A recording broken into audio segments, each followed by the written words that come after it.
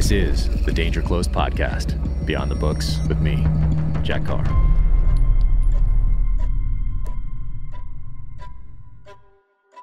Welcome to the Danger Close podcast, an Ironclad original presented by Sig Sauer. My guest today is Jocko Willink. Jocko is, of course, the host of the Jocko Podcast, Jocko Underground, author of Extreme Ownership, The Dichotomy of Leadership, The Way of the Warrior Kid series, Mikey and the Dragons, Leadership, Strategy and Tactics, and the Discipline Equals Freedom Field Manual. If you don't have all of these, I suggest you get them today. He's also the author of the new book, Final Spin. It's his first foray into fiction. I was fortunate enough to get an early copy. It is absolutely fantastic. We discuss it on the podcast. It is out November 9th. Be sure to pick that up.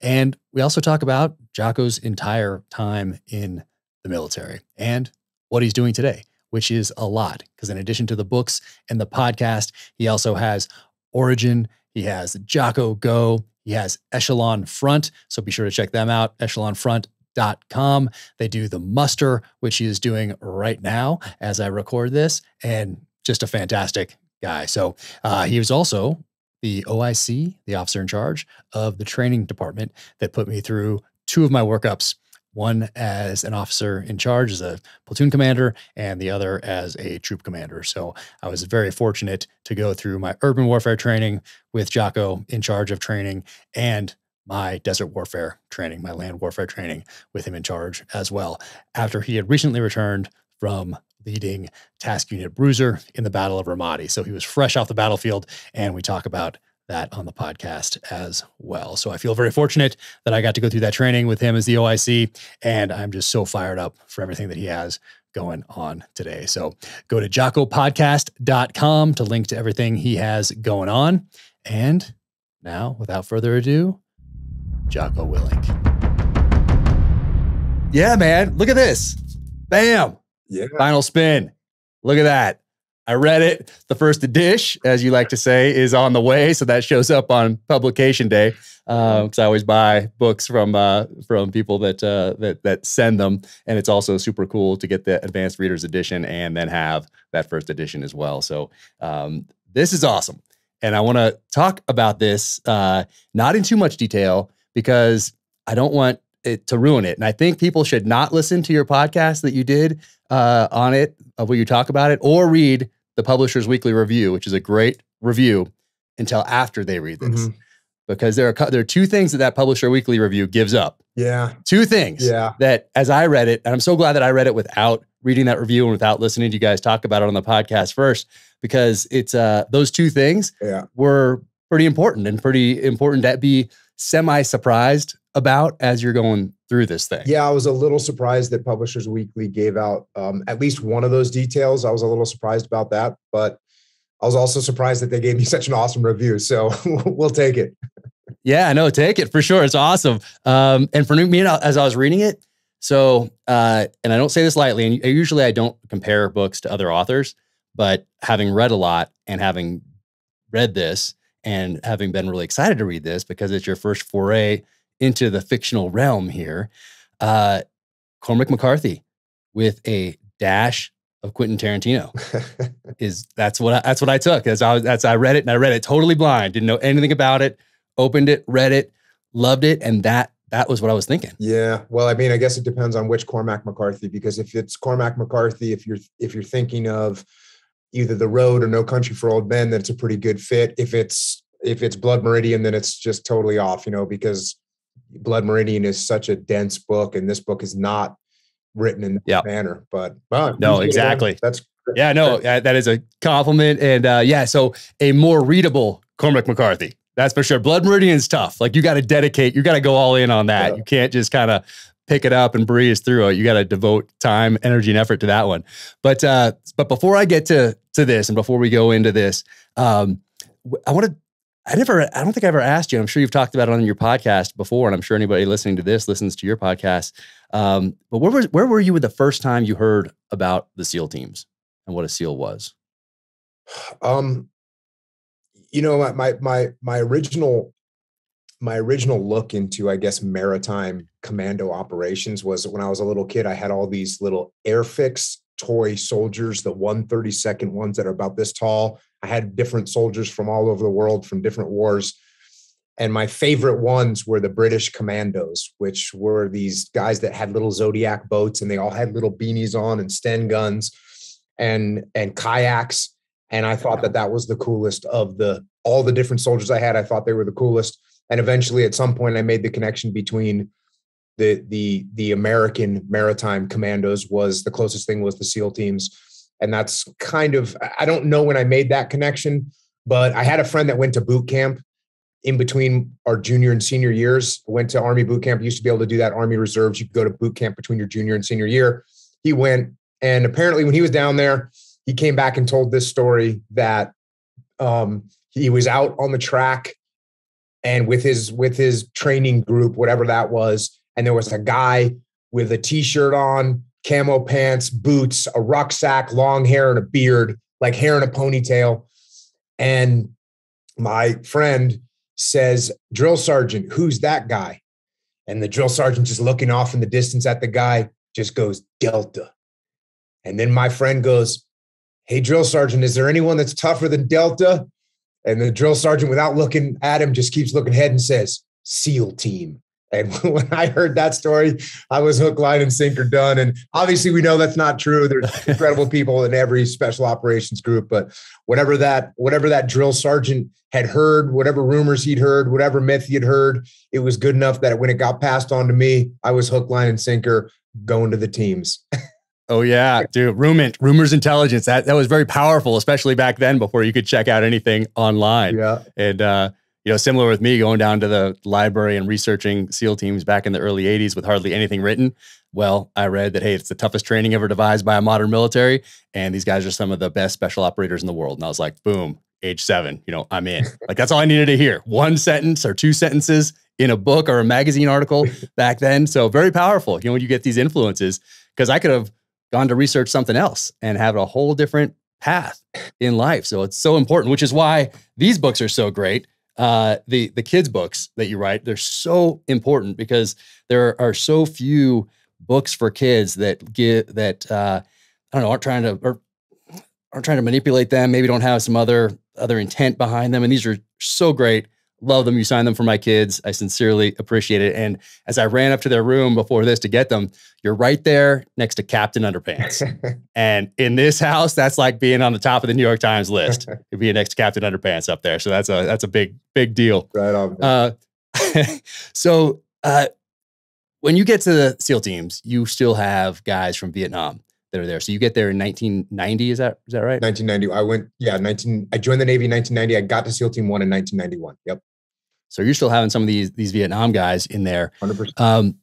So what do you remember? What are some of the things that you learned from them that you carried forward? And then on your podcast, when you're talking to a lot of these Vietnam vets, is there anything that you have learned as you've been talking to these guys where you're like, that's where that came from? Some things that guys have taught you in the early 90s. Yeah, 100%. There's a guy named Roger Hayden. He's been on my podcast a couple of times. He was a very legendary SEAL, even though he never would say anything like that. But I was at a old SEAL reunion back in the early 90s. I think I was actually a new guy. So this was probably 1992, maybe the summer of 1992. They had UDT SEAL reunions, but there'd be 50 people there, and they were just all from Nam. And me and my running mate, team guy, we would go down to these things and hang out and talk to people. But I remember I was sitting there talking to a couple old Vietnam guys, and I said, "Who is the most badass murdering SEAL in Nam?" And these guys both were like, "Oh, Roger Hayden," and just without missing a beat. So then there's obviously a lot of guys that were total badasses in Vietnam, but I always remember that about Roger Hayden. But Roger Hayden was the first guy that taught me cover and move, which is the first principle of combat leadership that I now have wrote about in Extreme Ownership and the Dichotomy of Leadership and Leadership Strategy and Tactics. And I taught it to a lot of people, not just in the teams, not just in the military, but in every aspect of life. And that came from Roger Hayden. He was looking at me, talking to me, saying, "Hey, when you can't move unless someone else is shooting. That's cover move. You got to do that every single time in everything you do." And I just thought, Roger that. And that so yes, there's an example of what I learned from a Vietnam guy. And what's interesting, when Roger came on my podcast, he was talking about how when they got back from Vietnam and he went out to our desert training site and they set up the point man's course, which is something that we still do to this day. We go out and run the point man's course. You're looking for tripwires. You're looking for targets to shoot. You're trying to sneak through, be quiet. And that's something that they brought back from Vietnam and instituted in 1968 or something like that. And it's what you and I did 30, 40, 50 years later, the same exact stuff. So there's a lot of those traditions and pieces of information that were passed down through word of mouth. And what's really interesting is, and I was talking to the Special Operations Association yesterday, I was talking about the fact that when I got in the SEAL teams, when you got in the SEAL teams, there was almost no doctrine whatsoever. You couldn't go to a manual. In the Army and the Marine Corps, they've got doctrine for everything. And it's outstanding that they do. And if you don't know, if you're a first lieutenant and you've never done an assault on a building before, you can pull out a book. You can pull out, FM 7 TAC 8 infantry squad and platoon, and you can look through that book and figure out how to do a raid and what everyone's jobs are and the best methodology. But in the SEAL teams, if you want to know how to do a raid, you got to ask your platoon chief. You got to ask a guy that's, senior to you, that's been longer. So everything is word of mouth. And it was, we got some stuff in doctrine towards the end, towards the time I retired, towards the time you retired. But almost everything that we know was passed down word of mouth in like the oral tradition of history inside the SEAL teams. And some of it unfortunately got lost. Another good example of that is I had Mike Thornton on my podcast, and Mike Thornton, Medal of Honor recipient, a legendary SEAL, and who performed an incredibly, and not just an incredible heroic act, a multitude of heroic acts in one event, in one mission, and where he received the Medal of Honor. And even though I was in the SEAL teams for 20 years, and even though I actually had met Mike Thornton and actually knew Mike Thornton decently well, when Mikey Mansour received the Medal of Honor posthumously, I met Mike Thornton in a more direct way and talked to him and became, kind of friends with him. And yet with all that, I never got a good detailed explanation or detailed review of what actually happened until he came on my podcast and explained for 3 hours exactly what happened on that whole mission, how it went down.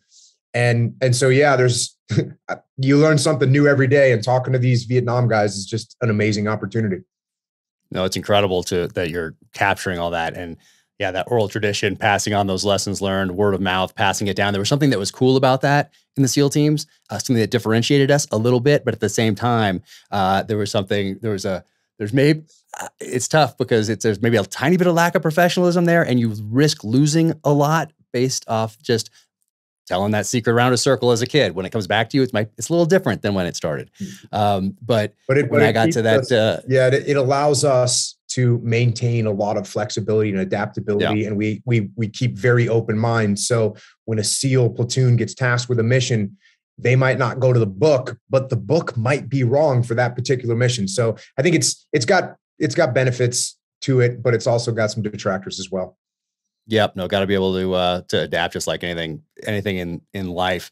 But so then that's what's so important about your podcast, I think, is that you're keeping that old school tradition alive of passing on some of those lessons. And for a lot of these guys, I mean, they might not be around that much longer. I'm about to head out at Pearl Harbor here in December to help some of these veterans that probably a lot of them will be their last time for this 80th commemorative event out there. And somebody's going to help and get them around, get them where they need to go, do whatever I need to do there. But I mean, the Vietnam guys are getting up there as well. And it's so important to capture this, not just to pass on these lessons to another generation who needs heroes right now, probably more than at any time in our history, because there's so many other distractions out there, but also for their families. Because a lot of these guys probably never, the stories that they tell you on these podcasts, their daughter, their son is probably hearing it for the first time when they listen to the podcast. It's so powerful. Yeah. I had a guy named Doug, the Frenchman Letourneau on, who is a SOG guy in Vietnam. And he came on the podcast, told his whole story, incredible story. And he died 3 weeks after I interviewed him, 2 weeks after the podcast came out. But, his son came to me, his son came to one of my events, and just was so thankful that we were able to capture his whole story. And those SOG guys, they weren't allowed to talk about what they did for 20 years. They didn't even start talking about it until the 90s. And so a lot of them had just kind of suppressed it and they just didn't talk about it anymore. So yeah, it's a real honor to be able to talk to those guys and capture those stories for sure. Yeah, there's a thing, Project Delta in Vietnam that Charlie Beckwith was actually the one of the commanding officers of as a major back then. But those guys didn't talk about that till just a few years ago, like 5, 6, 7 years ago. Yep. Some of the first books about Project Delta came out, and they did some incredible missions in Vietnam. It's incredible. So when you first got to the teams, did you go to some schools that some of these old Vietnam guys were teaching, or what were some of the first schools that stood out to you? Like as a new guy, are they sending you to dive soup and stuff like that? Or are you going to some schools that made an impression back then? So I had, like every other SEAL, I checked in and thought, oh, I'm just going to be a machine gunner, give me an M60, which is what we used back then. And I was standing watch on the quarterdeck. We used to have watch on the quarterdeck of SEAL teams. I remember. And I was standing watch, and the officer of the watch, or whatever we called the officer of the watch, the chief duty officer, or whatever it was, he was a lieutenant, and he said, hey, if you want to go on every mission, you should be a radio man, because no matter what mission happens, the radio man has to go. And I said, Roger that. Went to bed that night. This is when we used to sleep right there in the quarterdeck. They had a couple of racks in the back. And I woke up in the morning, got my gear on. I knocked on the door of the radio room and said, hey, I'm Jocko. I want to be a radio man. And sure enough, they were like, because no one volunteered to be a radio man back then. Yep. No one. I got voluntold. Yeah, I got voluntold to be a radio man. It's a bunch of extra weight you got to carry. It's not a very sexy job. You're not slinging lead. You're talking on the phone, basically. But it was what I thought would guarantee me a spot on missions. And so that's what I did. And I ended up going to a communication school, comm school, an NSW comm school. I actually went to an East Coast one, which was run by a really squared away chief. And then that was a great introduction for me. I was the primary comm guy in my first platoon and my second platoon and my third platoon, which was really cool to be a new guy and be the primary comms guy. So that was kind of how I started off. That guy wasn't a Vietnam guy. So, probably one of the coolest interactions I had with the Vietnam era SEALs was when I checked into SEAL Team 1. I'm a brand new guy, and I am going around checking into the various departments, and our XO was a prior enlisted Vietnam SEAL, and he's a pretty famous, in the SEAL teams SEAL. And he's one of the guys, the picture of the Dirty Dozen in Nam, they're holding like a NVA flag. Yeah. He's one of those guys in the Dirty Dozen, awesome. Just an awesome guy. So I'm in my uniform, and I'm checking into the various departments, and it's finally time for me to go check in with the XO, who's the second to last guy you see before you go see the CO. And so I go to see the XO, and I knock on his door, and it's this SEAL, this Vietnam SEAL, and he's got his big rack of ribbons on, bronze stars, silver stars, purple hearts. It's like pushing his trident up onto his shoulder. And I'm sitting there looking at him, and he, of course, he's like the oldest looking guy I've ever seen in my life, which was probably like 5 years younger than I am right now. But he's looking at me, and, he looks up and he goes, Willink, he's looking at my paper, and yes, sir. And he asked me, what do you want to do? This was before I became a radio man. He just, what do you want to do? And I said, oh, machine gunner or whatever. And then he's checking through my stuff, and he looks up at me and he goes, I'd give anything to switch places with you right now. And it really struck me, because I'm sitting there thinking I'd give anything to switch places with this guy right now, because he's this war hero and he's got all these experiences and he's a salty old frogman, and that's what I want to be. And now, what you fast forward at that time, that was 30 something years ago. And now when I go talk to the young SEALs, I tell them that story, and I tell them all I would do anything to switch places with them right now, because that's exactly, and I said, someday you're going to be saying the same thing. So take advantage of it, enjoy it. It's the best job ever. And just relish every moment that you're in the teams. Yeah, no, that's the circle. That's how it goes. And same thing with me. Comms was was the way to go, and it helped me so much when I became an officer because I was involved in that mission planning process, 100%. even though it morphed after September 11th, but still you get those basics down, forced me to learn some PowerPoint. You're in those rooms as you're talking with your chief and your OIC and all those guys, and you're part of that planning process. And then when you become an officer, the comm guy can't fool you. And they're not babysitting you, like programming your radio and doing all that stuff. And you're not just, you don't look totally helpless. So it was awesome. I love looking back, I love being a comm guy. Although at the time I wanted to be a point man, of course, like everybody did, get on that 60 or be a point man, reading Patches Watson's book. But, so at some point you decide to go to college, to go to OCS.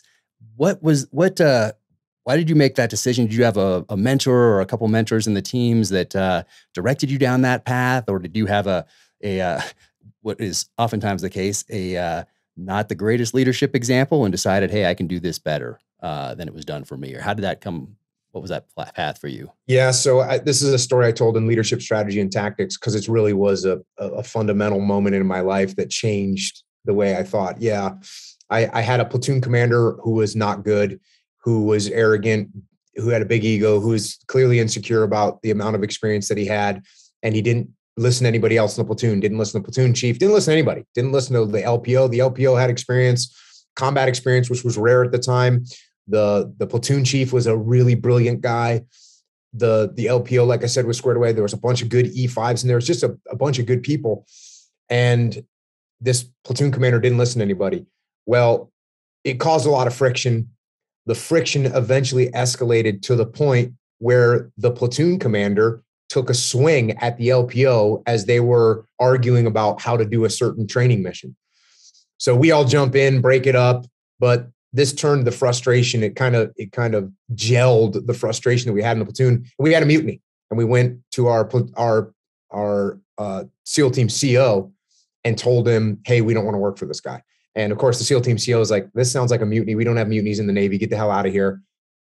But then he was also a very good commanding officer. And so he started pulling the thread on what was going on in this platoon and with this particular officer. And he fired the guy 2 or 3 days later.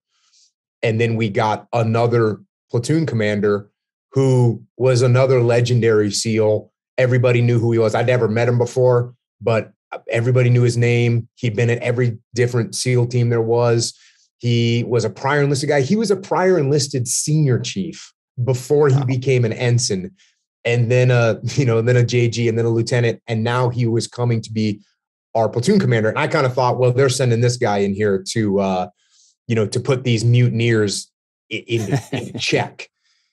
And it turned out that the first time he came into the platoon hut, he said, hey, it's really good to meet you guys. I'm looking forward to work with you all. And this guy was, again, one of the oldest people I'd ever seen in my life. So he was probably in his mid-30s. Exactly. He had gray hair. I remember that and thinking, geez, this guy's like a grandpa. He was also, 5 foot, I don't know, maybe 5'6", 5'7", maybe 150 pounds. So we were all, these jacked young guys. And I'm thinking, how's this legendary guy? Well, it turned out legendary because he's just an incredible leader. And he was super humble, listened, just made life good for us guys in the platoon. And when I got done with that platoon, I said to myself, if I can one day in my life, I'm going to make life good for 16 guys in a SEAL platoon. And that's what kind of put me on the path of trying to become an officer, so I could be in charge of a SEAL platoon and make life good for 16 guys in a platoon. And that's what I ended up doing. And very thankful to have that leader that showed me how to lead. Yeah, no, it's interesting you say it. These guys in their mid-30s, early 30s are so old. I mean, I thought the same thing when I go back and think about it. And then you read like Black Sheep Squadron by Pappy Boynton. He was 28 or something like that, leading the Black Sheep Squadron as a major in World War II. And they called him Pappy. Yeah. Like he's so old at age 28. But maybe back then, I mean, yeah, some of those pictures, he does look pretty old in some of those pictures because there was some serious business going on back there. So you're doing AUG Bravos, you're trying to get on all these deployments, trying to be ready for the call when it comes. But where were you on 9/11? Did you were you in college, or was that afterward? Or? So I had gone. I did this program called the old Seaman Admiral program, which they stopped, and they had to stop it because it was the most ridiculous good deal that had ever been so great for anybody. Yeah, I missed that good deal, but it's an awesome deal. Yeah, so I was an E5 at SEAL Team 1 with no college. I went to officer candidate school for 13 weeks and they sent me to SEAL Team 2 as an ensign. It was just awesome. And then when I did a couple deployments at Team 2, got done with that. And then I had to go to college because I hadn't been to college yet. And so I started college in the year 2000. And so September 11th happened, 2001. I was in college. I immediately called the detailer who I had worked for when I was at SEAL Team 2. And I said, hey, sir, please get me out of here. I'll go to college later. I'll do online schooling, whatever you need to do, but get me back to a SEAL team. And he, with a great bit of wisdom, said to me, Jocko, don't worry, this war is going to last a long, long time. And of course, I didn't believe him, but he was 100% right. And the other interesting thing, I was talking with him the other day, and he ended up becoming an admiral, and he was just a great guy. But when I thought, oh, I'm going to call and I'm going to try and get back to a SEAL team. Well, what else was going on? Every single SEAL that wasn't as a SEAL team was calling back and saying, hey, get me to a SEAL team. Please get me to a SEAL team. So that's the guys in the community. There was a war about to happen and everyone had wanted to go and go do what we are supposed to do. So that's the great community that we come from. But so I was in college when September 11th happened. I finished college. And then again, luckily, I knew the detailer, and he sent me to SEAL Team 7, which was getting ready to deploy to Iraq, or at least they were sending a platoon to Iraq in 3 months or 4 months. And so I showed up at that SEAL team. This commanding officer of that SEAL team I had worked for before, and he almost immediately fired one of the platoon commanders, gave me that platoon, and then sent me to Iraq. So I'm the luckiest guy ever. Yeah, no, everybody thought they were going to miss it. September 11th, like, if you weren't deployed, you were like, oh man, they thought you were going to miss it. And obviously that was not the case, but so it was very wise of whoever that the detailer was at that time to take a breath and kind of look long-term, or to recognize that, because not many people did. I certainly did. And I felt so lucky that we were deployed, and then that we were on planes to the Middle East, and we thought we were going to Afghanistan. We ended up doing the Team 3 shipboardings when those guys ended up going into Afghanistan. But still, we were closer, and we were doing something that felt real. And even us doing the shipboardings, we were a little bit upset, like, oh man, those guys went to Afghanistan. We kind of missed it, because the shipboardings were going on before September 11th. You were enforcing that UN embargo, and they were really kind of high speed before September 11th. On September 11th, they became not so high speed anymore. But looking back, it was some of the not the most interesting, but it was an interesting thing to have done for a time, because I look at it like a police officer pulling a car over. You don't really know what you're walking up on. So same thing, crawling up the sides of those ships in the middle of the night as they're speeding towards Iran in rough seas. Like, you don't really know what you're getting into. So it ended up being kind of cool. But so you've done Team 1, you've done college, you've done OCS, you're at Team 7, you've done Team 2 before that. And then Team 3 comes around right after that Team 7 deployment. Yeah. So I had an awesome deployment with SEAL Team 7. Like I said, I was very lucky. I got put into a platoon, and we went to Baghdad. And when I first got to Baghdad, we were the only SEAL platoon in the country, which was crazy, right? It was awesome. And we were just doing all kinds of missions, probably every night, every other night. It was as good as I could have asked for. It was also a nice, relatively gentle introduction into combat operations. So, I think back to the guys that their first combat operation was D-Day. That's a crazy thought. I had a very nice, relatively nice, easy slope going into combat operations of doing these direct action missions that we had a lot of control over. And it was a great deployment. We did a bunch of cool stuff. Got back from that. Actually, after that, I went and became the admiral's aide for 13 months. That was my commanding officer. My commanding officer told me that his last mission as the SEAL commanding officer of SEAL Team 7, the last thing he was going to do was make sure that I become the admiral's aide. And I could see why he did it. The admiral at the time, he's a great guy. And he actually he just was on my podcast not too long ago, but just a great guy, but also, removed from being in a platoon, hadn't been to Iraq. So what they want to have a guy that is fresh off the battlefield that can talk to the admiral and help him understand what's going on and answer questions for him. And that was me. And so that's exactly what I ended up doing. And it was an honor to be able to do it. And working for that Admiral McGuire, Joe McGuire. He's a great guy, a guy that loved the SEAL teams, a guy that would ask in every meeting that he had when people were talking about all these grand plans and where we're going to spend our money. He would almost always bring that meeting back to, how does this help our SEAL platoons? Because that's what we are. It's very easy, just like in any corporate structure, you get into a big bureaucratic structure, people forget about why we exist. And the reason the SEAL teams exist is for the SEAL platoon to go out there and capture, kill bad guys. So he was a great guy. I got to learn a lot from him. And then after that, I went to SEAL Team 3, where I was a task unit commander. And Admiral McGuire, he's hilarious. Also, by the way, if you listen to that podcast with you, he's so funny. I've been fortunate enough to spend a little time around him. We went hunting together not too long ago. Great guy, and it's awesome that he came on the podcast here. You guys reminisce about those times.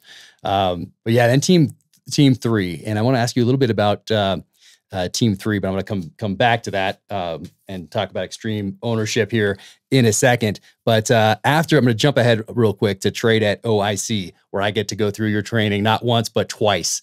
And you are fresh off the battlefield from Ramadi. And we were doing a lot of down man carries out there in the desert in Nyland. So my memories of that time, I mean, you taught me a lot, and I passed them on to everyone that I've worked with since. A lot of them I still think about today, particularly prioritize and execute in my regular everyday life when there's so many things going on now.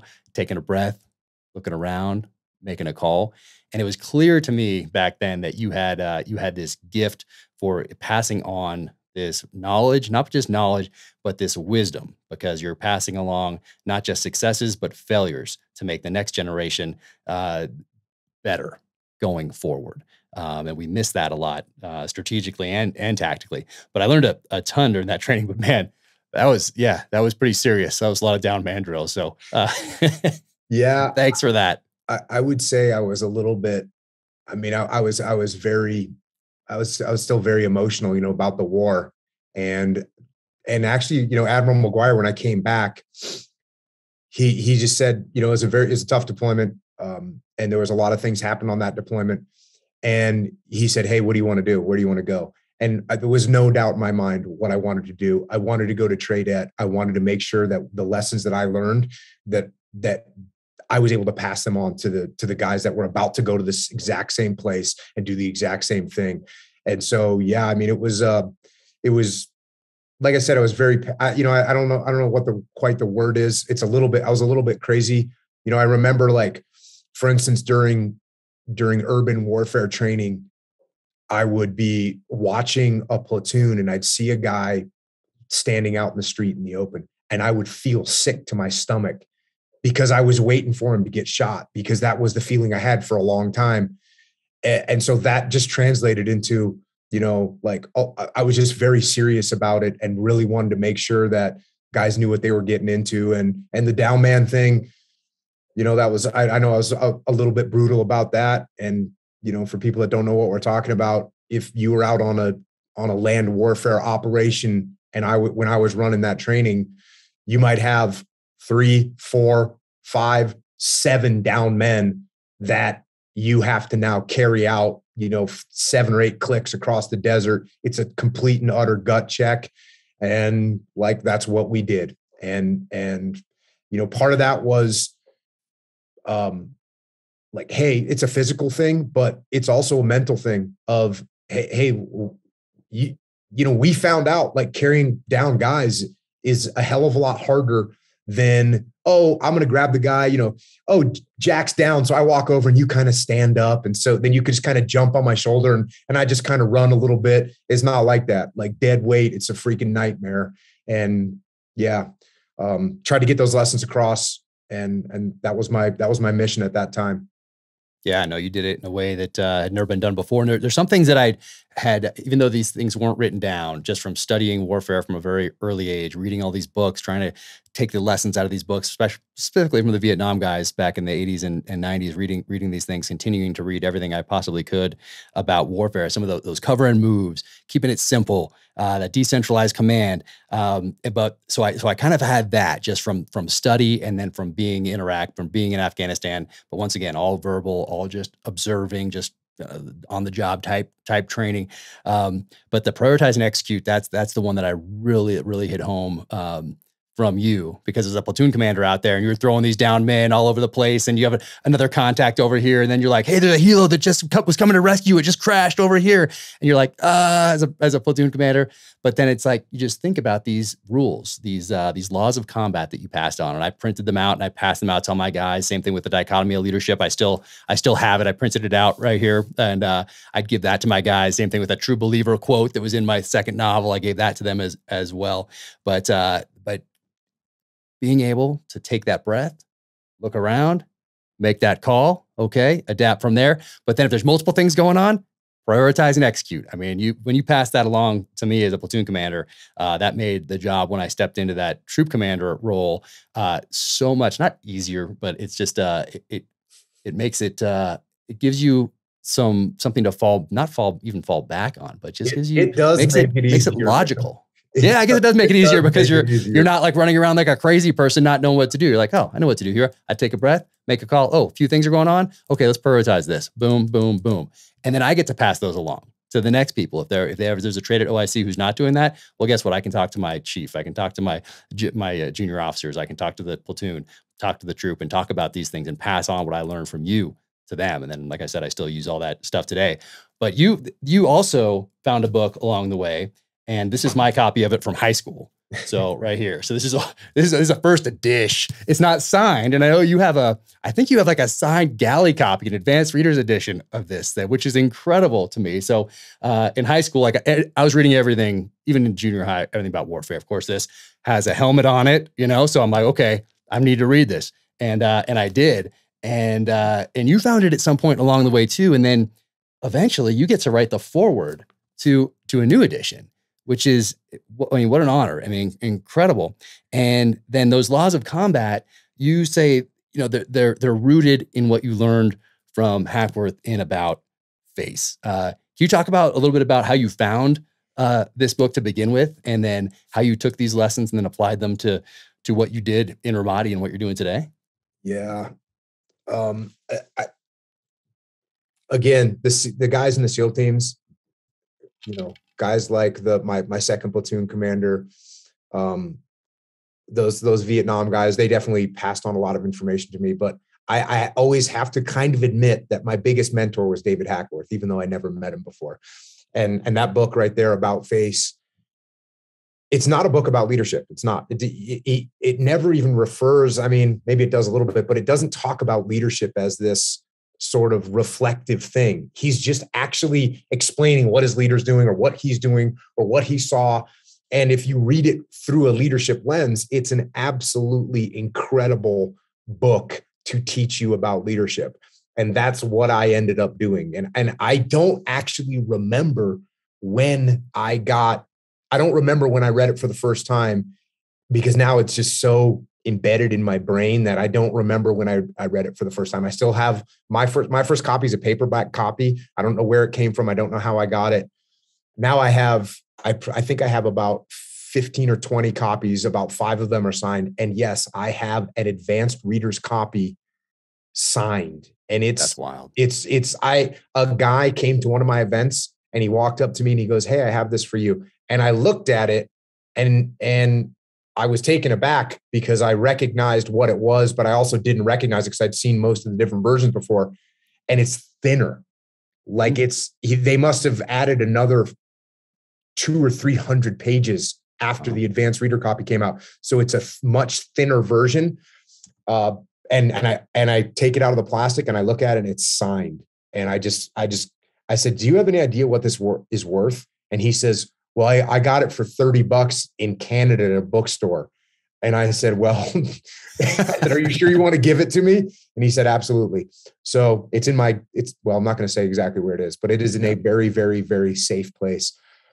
But yeah, reading that book, as I read through that book, and the book, what's interesting about the book is he's a rebel, right? He's a rebellious person. Now he's a rebellious person that's totally on board with the Army, and he loves the Army, and he loves his soldiers, and he does everything to the best of his ability, but he also questions authority. He doesn't blindly follow. And the name of the book is about face, because at the end of the Vietnam War, he went on an interview and said that if we don't change the way we're fighting this war, we're going to lose. And he was the first senior officer to make that statement, and they drummed him out of the Army, and that was that.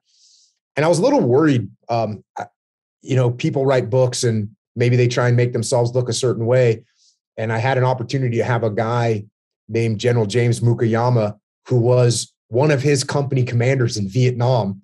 And I got to meet him and have him on my podcast. And as I was going to meet with him, I thought to myself, what if this guy's like, Hackworth wasn't all that. He's kind of a blowhard. He was an egomaniac, whatever. What if he says that? And then it's kind of, that would kind of crush the image I had in my mind. And so when I met General Mukayama, who is just an incredible human being, awesome guy, but he was explaining when he first met Hackworth, and he was a young captain, and he was working as the adjutant for the general when Hackworth came to check in at Fort Lewis, Washington.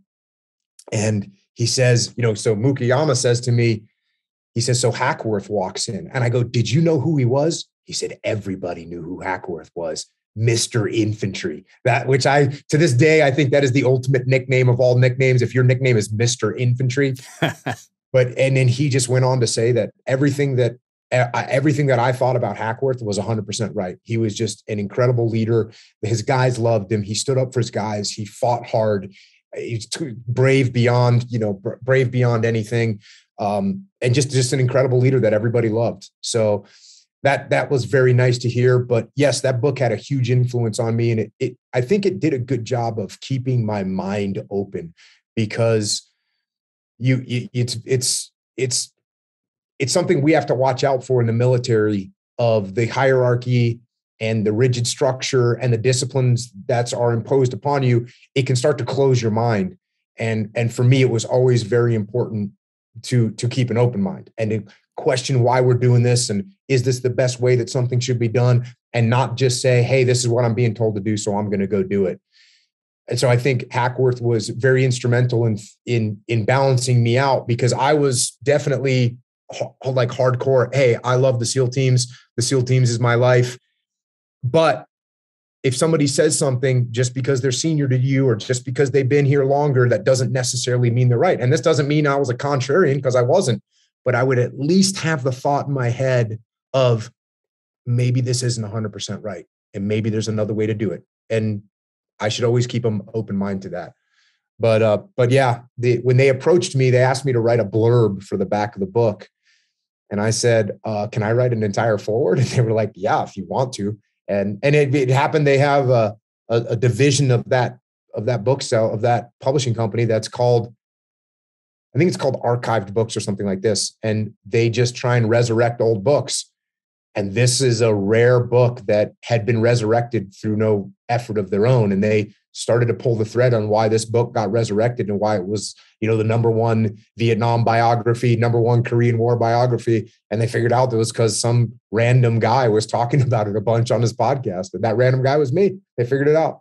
Very cool. That is awesome. Yeah, I was going to ask you how that came about, because that's it's so cool that you got to do that. And it's not just a couple paragraphs. It's a long forward. I encourage everybody to read this book and read that forward from Jocko. And one thing that stood out to me about the book and about when you talk about him is for the soldiers. Same thing you said about Admiral McGuire. Yep. For the guys, for the team guys. How is this going to make their lives better? How is it going to make us a more effective, efficient fighting force downrange? Why are we doing this? Asking those questions. And for the soldiers, which is part of, I guess, ironic / dichotomy, perhaps, that's what led him to come forward and actually talk about what was not working in Vietnam, which eventually led to him being drummed out of the military, the title of the book, About Face, and led to this and led to really his legacy. So it's very interesting that he got to pass those lessons along because of that. So it's interesting how it comes about, how it all comes full circle. And there's something very cool in here also in the dedication. So here's how he writes. He says, to all the doughboys, the ground pounders, the grunts, the American infantrymen, past, present, and especially future, to them, this book is dedicated. That's pretty cool. It's outstanding. Yep. Man. And that's what you're doing too with your books right here. The kids ones, most especially, is laying that foundation for this next generation of leaders. So hopefully you don't have to learn the same lessons that we did in Blood. And you took a lot from Hackworth, also Bruiser instead of Bravo. I mean, awesome. The discipline side of the house, of course.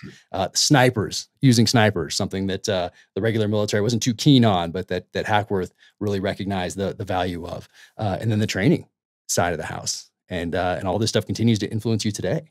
Yep. Yeah, I mean, you just summed it up, like all those things. I named my task unit Bruiser. Why did I do that? Because Hackworth renamed his units when he would take over. And that I ripped that off 100% from Hackworth. The sniper thing. Look, we always had snipers in the SEAL teams, but on that deployment to Ramadi, I thought to myself, hey, Hackworth, he said that these things just were kind of a game changer. And we started employing snipers just as aggressively as we possibly could, and it had a huge impact on the battlefield. Yeah, the training, knowing and understanding that training is the most important thing we can do for these young, for the next generation. That's what brought me out to our desert warfare and had you guys running down man drills over and over again. And you're one of those lucky guys, man. I meet guys today and they'll be like, yeah, I went through your, I got in 2009. I went through land warfare with you. I went through mount with you. And there's a few guys that went through twice, and that's pretty awesome, man. The lucky few. Yeah. I remember when you walked in the room, because I think we did mount first, I think, in that platoon. So we were at Fort Knox at the urban warfare training facility up there. So I think in that platoon, usually for whatever reason, all my platoons was always land warfare first, but this time, for whatever reason, it was the one that wasn't. And so we got to do mount first and then go to land warfare. So I had an introduction in the urban warfare venue, and then got to go out to Nyland and do the desert warfare out there. And then for the next one, it was flipped again. So got to do the land warfare with you twice, which was amazing. So when you start, so you're out at land warfare, and now you start thinking about transition and getting out of the SEAL teams. And was that a slow process to realize that it's time to move on? Or was it, hey, after Ramadi, you get back, look around, once again, take that breath, look around, make a call, realize, hey, I'm going to pass along these lessons as long as I can at TRADET, and then I'm moving on. Like, did you know that back then? At what point did you know that you weren't going to go and be a commanding officer and be an admiral one day? And how did you make that decision? I don't know when I specifically figured that out, but it was definitely the hardest decision I've ever made. It wasn't like one day I woke up and said, I'm going to get out. It was something I was in my gut and wrenching my gut for literally months. But the bottom line is I had a family. I had 4 kids. My kids barely knew me. When I went on my first deployment to Iraq, my son couldn't even crawl. When I got back, he could walk. When I got back from my next deployment, he could swim, and I was a frogman. I didn't teach my own son how to swim. The same thing was happening with my daughters. And I was just sort of this random dude that showed up at the house occasionally. And I realized, for me, that my priorities was the SEAL teams. That was always my priority. Like if it was, hey, go to the birthday party for your daughter or go to the platoon muster, I was going to platoon muster. That's just the way it was. That's the way I thought things needed to be. And they kind of do need to be that way. And my guys in my platoon, my guys in my task unit, they're counting on me to be ready to make the right decisions at the right time. And if I make bad decisions, they don't come home. And by the way, I might not come home either. So really, to take care of your family, you have to put your job first. And that's what I did. I did it for 20 years. And at one point I just said, this isn't the right thing to do to my family. I haven't had anything balanced with my family. So I need to be a better husband, a better dad. And then on top of that, the career at that point, I was probably looking at another 7 years before I would be the CEO of a SEAL team. So what would I do for those 7 years? Well, I would do a disassociated tour. I'd do a deployment with, sitting in a jock somewhere. And it just wasn't really what I thought I wanted to do at that time. And the other thing, there's a gamble, because then you become a commanding officer. There might be no war going on. We're talking 7 years from now.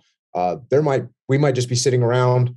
And so ultimately I just had to look at the situation I was in and put my family first. And that's what made me decide to retire. And there's guys that do 30 years. There's guys that do 40 years. I got friends that are approaching 40 years in the teams right now. And hand salute to those guys. God bless them. It's amazing. And I'm so thankful that those guys stick it out when guys like me didn't. But they stay in there. They keep that continuity. They pass on the word. They keep the traditions alive. They hold the line. So I'm very thankful that I got friends that are doing 30 and 40 years in the SEAL teams. It's amazing. Yeah, Matt H, because he's still in, so I'll just say H, but who's my senior enlisted advisor in that troop commander tour, and he's getting ready to get out. He's good friends with Jason Gardner, of course, who works for Echelon Front and has been on your podcast and is an awesome guy. So, and that's, I think, 30 years, maybe even a tad bit over 30 years for him. And these guys that put in that time, especially back in the day when you didn't have a physical training thing, or all you did was lift as hard as you could and ran as fast as you could in soft sand for as long as you could, maybe down to Imperial Beach, have drink, whatever. Like, we did not put a lot of thought into the longevity of our troops back in the 80s and 90s. And these guys they're showing some of that wear and tear. But I think also you can get almost a little too comfortable with going to physical training, kind of like those people that show up at Buds who have been Olympic athletes or have been in professional sports, where if they're like a Lamborghini, where they get that, little rattle over here, gotta have somebody rub it out. Well, guess what? No one's going to massage that thing out of you and tell you how great you are, and you'll be right back in. The exact opposite is going to happen. So there's a balance there, I think, for sure. And you might, the same thing with me. It's very, very similar in that pendulum. I looked at it as the pendulum, and people talk about a pendulum quite a bit, but it has to be on the side of the team. That's what you owe the guys that you are taking down range. That's what you owe their families. That's what you owe the mission. That's what you owe the team, the country by default. And it has to be that way. And for me, being able to articulate that to my wife, I think that's kind of why we're still together, is that we talked about that. Like, hey, it's over here. It's not always going to be over here, but for now it has to be, because these guys are counting on me. And that's why when I'm home, that's why I'm reading all these books and I'm reading all these things to make myself a better operator. That's why I'm still training on my own time, or going on the weekends when we're home. Where am I going? I'm going up to do a 3-day pistol course somewhere with Larry Vickers or Pat McNamara or Kyle Lamb or whoever who happens to be passing through, to make myself a little bit better. But now that pendulum can come back a little bit. Still building the business. I mean, you got to keep that in perspective as well. So I have to constantly tell myself that, hey, the pendulum's supposed to be on the family side right now. So it's something that's I think is always a struggle for some of us that dive right into everything that we do. And you're probably not going to remember this. So right before you got out, we were at a change of command, I think it was, or retirement on the Buds grinder. And you walked by and we talked for a few minutes, and I asked you what you were going to do. And you played your cards very close. And in my head, I don't even know if you knew what you're going to do yet, but in my head, I was like, I know what this guy's going to do, because I knew how talented you were at passing these lessons on. And I'm like, okay, he's not going to go work for somebody. He's not going to law school. He's not going to medical school. He's not going to go into finance and work for somebody and work his way up. No, he's going to go do something on his own.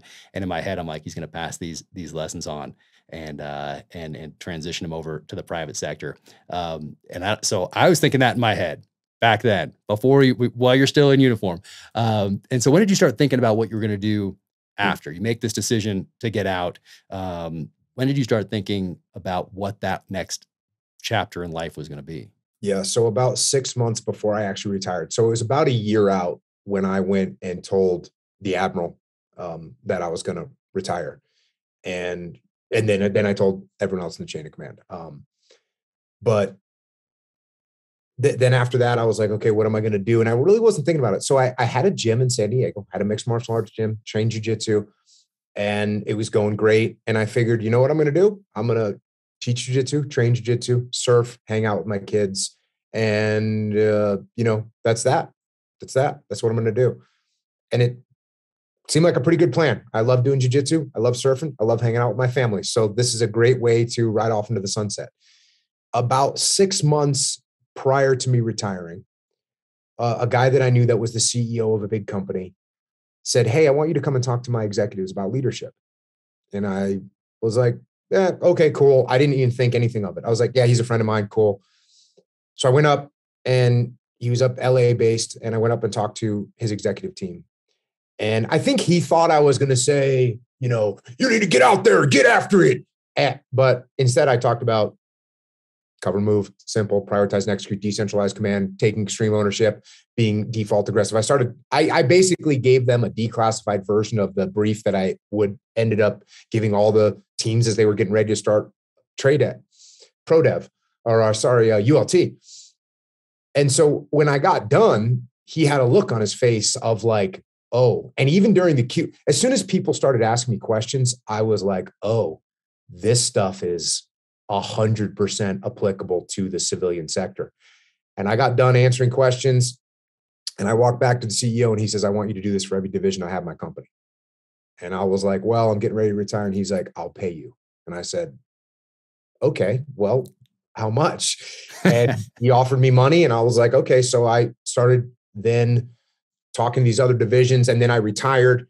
And at one of those divisional meetings across the country, the CEO of the parent company was there. So I did this leadership talk, and I got done. And the CEO of the parent company came up to me and said, hey, I want you to come and talk to all my CEOs. And he owned like 45 or 50 companies at that time.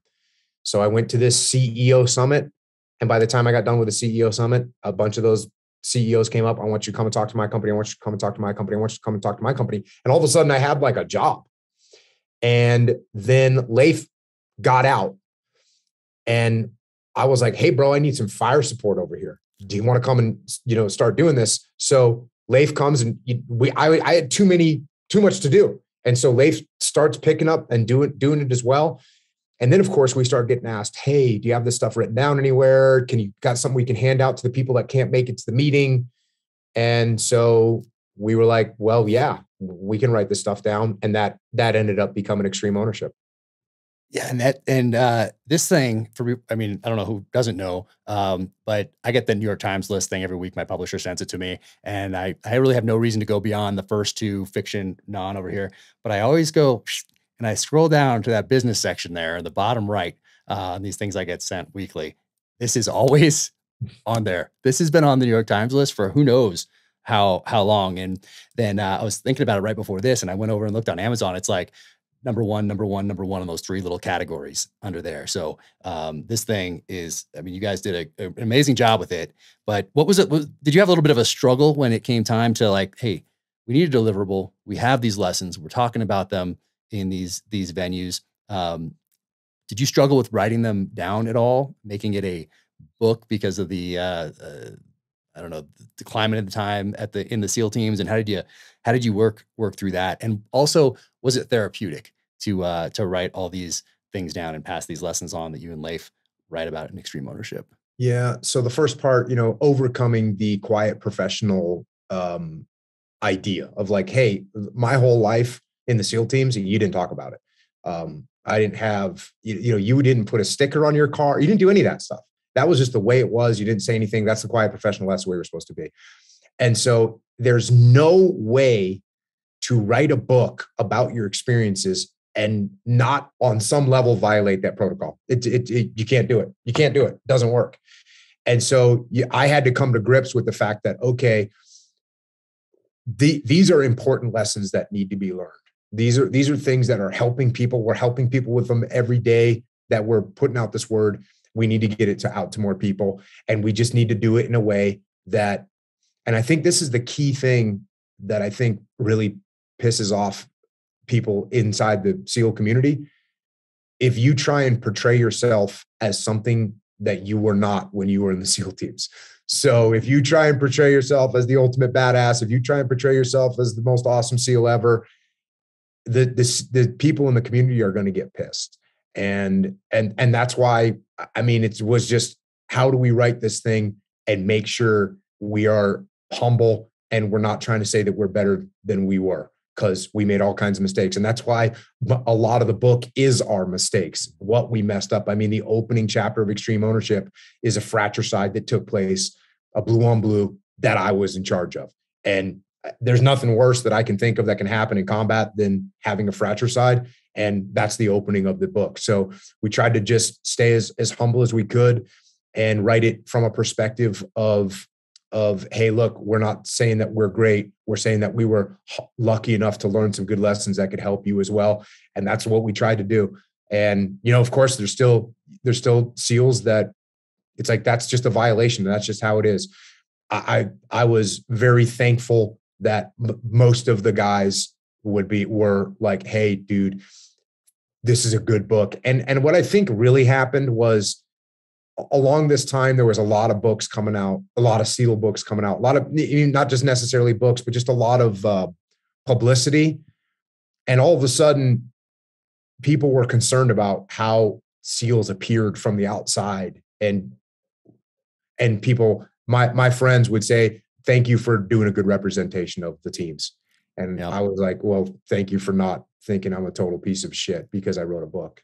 Yeah. Admiral McRaven said the same thing at the end of your podcast. I mean, he thanked you for being such a good representation of what a SEAL can be, both in uniform and out of uniform as well. So that was pretty cool for him to say that. That was awesome. Yeah. Super humbling. And, you know, like I only am where I am because of the SEAL teams. You know, that's the SEAL teams gave me everything. I was raised in the SEAL team. That's just what I was and what I am. So I never want to do anything that makes the SEAL teams look bad ever. You know, they mean too much to me, and it's a great community. And look, do we have flaws? Of course we have flaws. Do we screw things up? Yes, we do. I did. You did. We make mistakes. The community makes mistakes. But we also have a reputation, and we also have a part of what we are and part of who we are is that when something goes wrong, we fix the problem.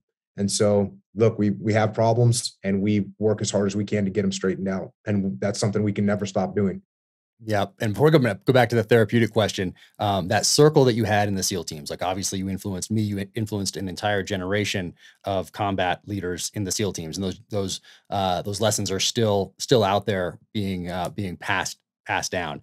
And now in this book, it's not just war stories. It's not just how you apply those to business.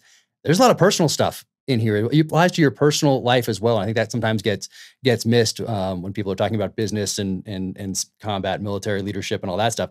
There's a lot of personal accountability that you talk about on your podcast, that you talk about on social media sometimes, in interviews, that sort of a thing. But this isn't just for business leaders or people that are in the military and want to learn lessons that you and Leif took from Ramadi. You can take these things and apply them to your personal life and be much better for it. I think we'd be a better country if everybody's if you're going to read a few things, if you were just to read these things only, and I obviously recommend people read a lot. I do monthly reading lists and all that. But if you were just to read these and internalize these concepts and take accountability and responsibility for your own life and your own actions, you wouldn't have a better life. We'd have a much better country. We have a much better world. Yes, exactly. So that's why I think the real value in here is what you can take and internalize for personally, that then you start influencing your circle. And what is that? Maybe it's your wife. Maybe it's your one kid. Maybe it's your two kids. Maybe it's their friends. Maybe it's your circle at work that's 5 people. Maybe it's 100, whatever that might be. And everybody is getting better moving forward. So, so I think it's fantastic in that respect. But when you were writing it, was it therapeutic? Because writing mine, even though they're fiction, very therapeutic, especially that first one for me to write. And it continues to be that way, even though they're fiction. But was it therapeutic in any way to write? I think it is. I think writing is good therapy, and this is advice that I give if you lose somebody. And you know, I've been unfortunate enough to have lost a lot of friends like you. And one of the things that I've also had the honor of doing is giving a bunch of eulogies for my friends.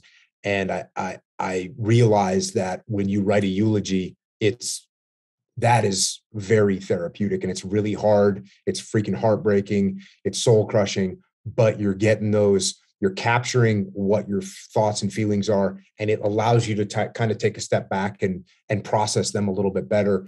And so I think it's very important to whatever you've gone through in the past, I think it's a really good way to address it is to write about it.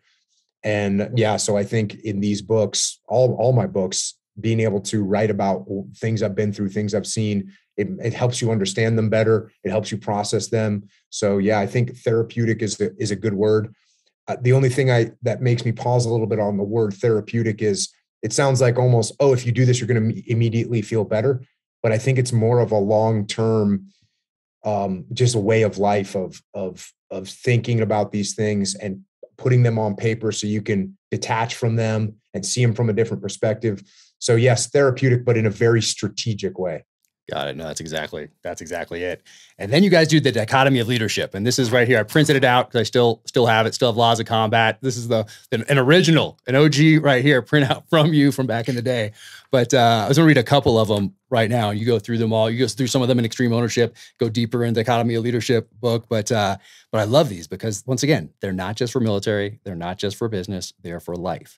And some of these are confident, not cocky, courageous, not foolhardy, competitive, but a gracious loser, attentive to details, but not obsessed by them, strong, but also have endurance, leader and follower, humble, not passive, aggressive, not overbearing. And then we just talked about this, quiet, not silent, calm, not robotic, logical, not devoid of emotions, closer to troopers, but not so close that one is more important than the others. And then this was one I thought about quite a bit in the teams. Nothing to prove, but everything to prove. And I thought about that probably daily after you passed that along to me, because I think it was something that you instinctively know, but you don't have put words to it. And that's a great way to put it. Nothing to prove, but everything to prove. Infield debate, enlisted, have the experience. Love that. Resign your commission or get one. But not working together equals failure. And I think you said that a couple times to different troops and platoons going through that are having debates out there in the middle of land warfare.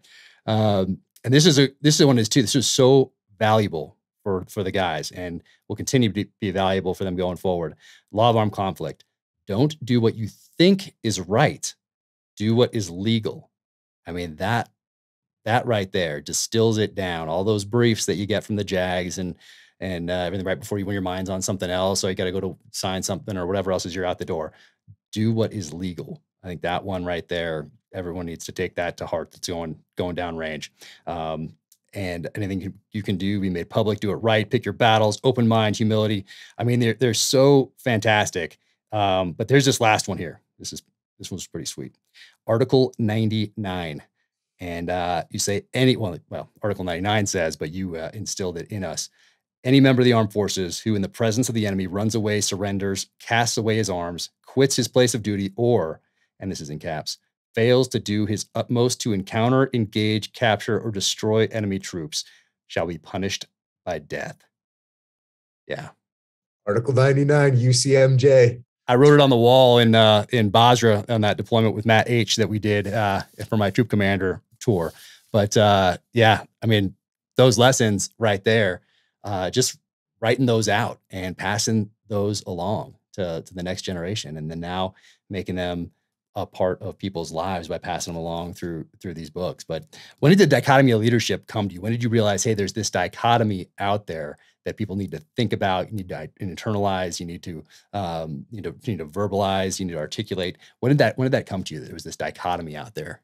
I was at land warfare and watching a platoon go through, and I was always saying, hey, look, you got to be aggressive. You got to make things happen. That's got to be your default mode.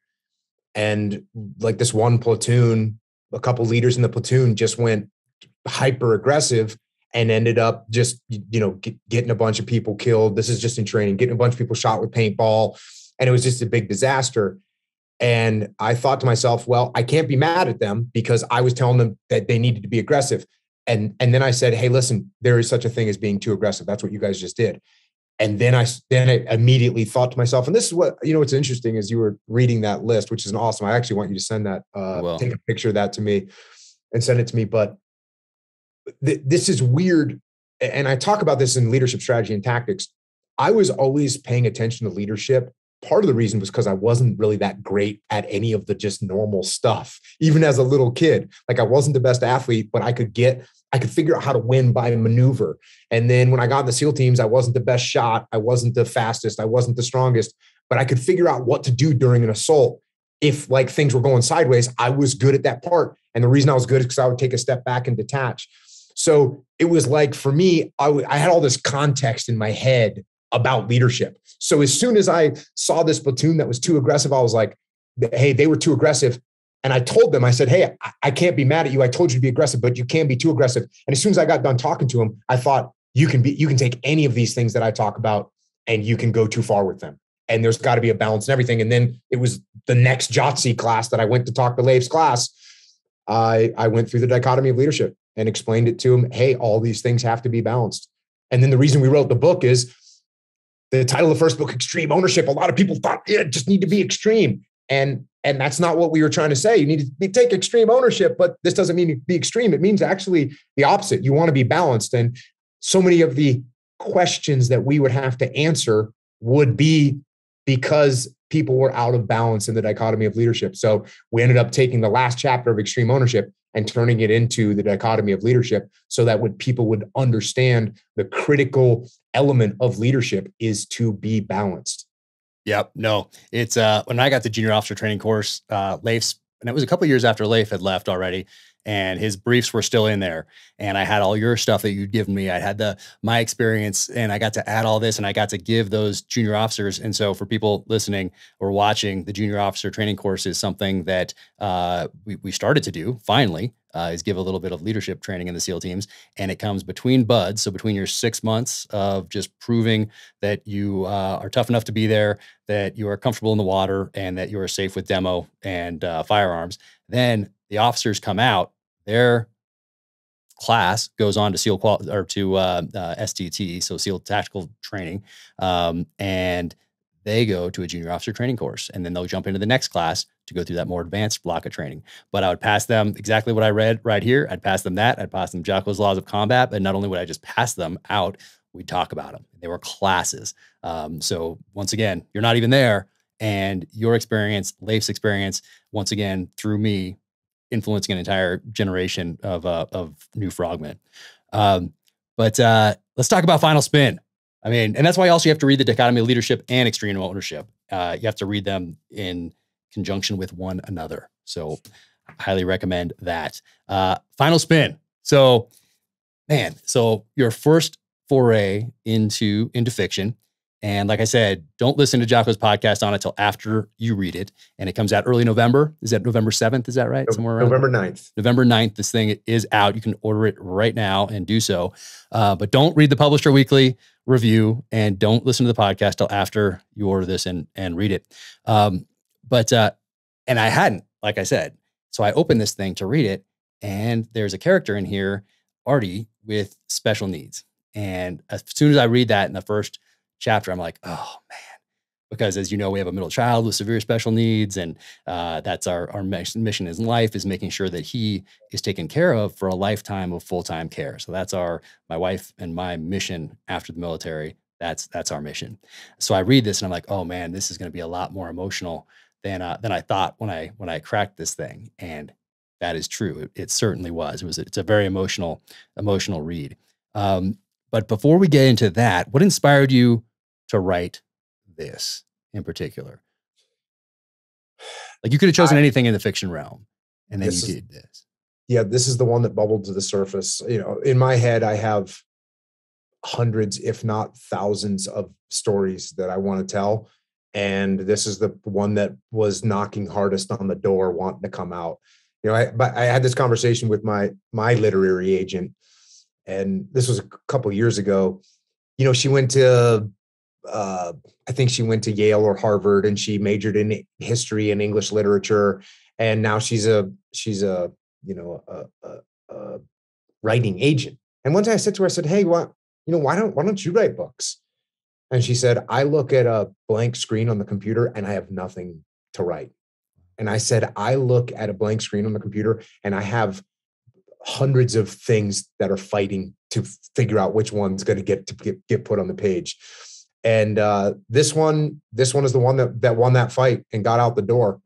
And it's something that I think was really rooted in how I grew up and a bunch of experiences that I had as a kid and the way the world looked to me when I was younger and the way it still looks to me now that I'm older, and just some lessons and some experiences from life that I've had, that this just seemed to be a story that was just coming out of my head. I just couldn't, it was just there.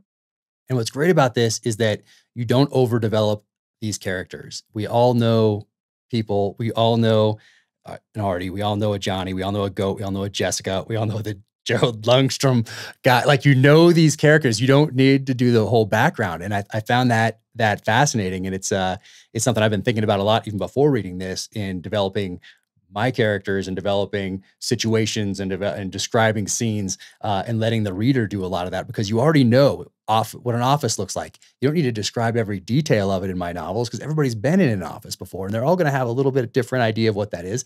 And that's fine. But for you, there's a lot of there's a lot of you in here. And Artie is someone that you worked with at a Wendy's back in the day. Of course, I didn't know this until I was reading it. When I was reading it, I only knew it after, when I listened to your podcast. But you worked with someone who had some special needs, and a woman named Jean. Is that right? And yep. And it's episode 301 of the podcast. So after you read the book, listen to 301, and it'll make it it's already a full reading experience, but then you get to kind of go behind the curtain and find out exactly what inspired all of this. But we can talk a little about the characters. I don't want to talk about the two things that the Publishers Weekly review talks about, but so you're working at a Wendy's, and there's a person there who, it was impactful to you. It's obviously stayed with you all these years later. Yeah. There's a woman. She was probably 55 years old. Her name was Jean, and she had some kind of mental impairment. She was fully functional, but she had some kind of mental impairment. And she ran the salad bar when Wendy's used to have a salad bar. And she was very, almost obsessed with making sure that the salad bar everything was clean and the dressings were filled up and the salad was fresh.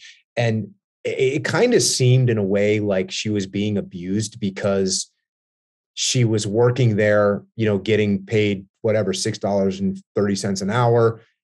And she would work incredibly long hours. It seemed like she was kind of getting abused. Like, the luckiest Wendy's manager in the country happened to get this person that's obsessed with running the perfect salad bar for $6.30 an hour.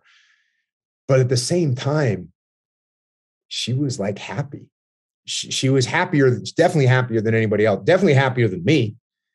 And because I'm flipping burgers and hating life.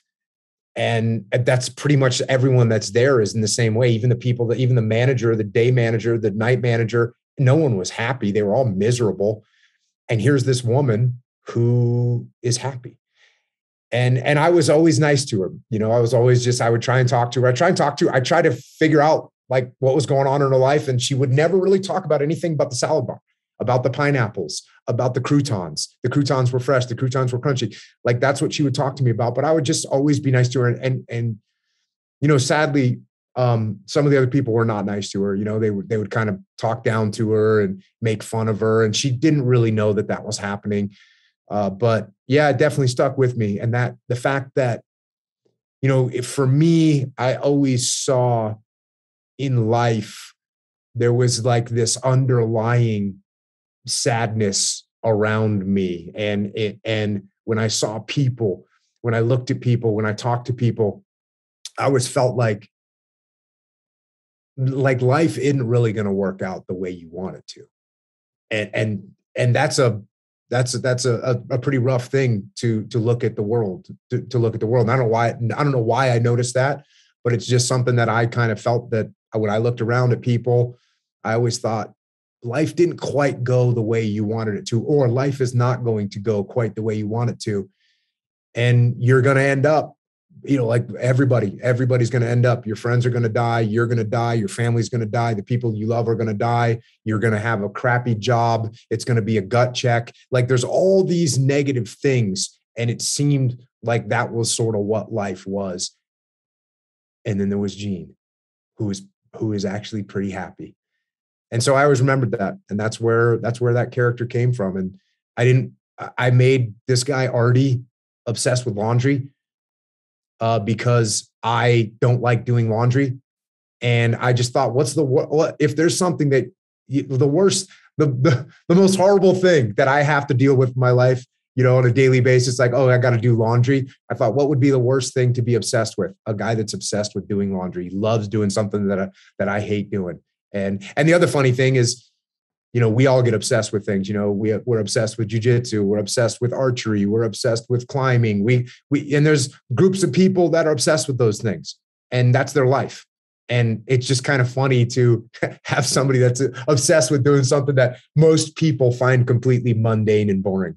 Yeah, it's amazing how that experience ends up in the pages of this. But in Final Spin, I mean, it works on a couple different levels, which people will realize once they read it. But when you talked about him being happy, I mean, for me, once again, super emotional because years and years ago when I was still in the SEAL teams, a hunting buddy in San Diego, Ron Province, we were talking about our son, and he said he's going to be happy, like, and at the time I was kind of like, but it's true. I mean, and it's something that I think about every single day. Is that my son is happy, and for that I am so thankful. So when I read that here and heard you talk about it, I'm like, oh, jeez. But just super emotional. But then you have another guy, you have Johnny, and and it's not in here, but I heard you talk about it, how you dedicate the book to the person that really influenced that character and obviously impacted you a lot, Jeff Lang. I'm saying that right. And as a friend of yours growing up who took a different path, but you dedicate the book and he had an impact on you. What was his story?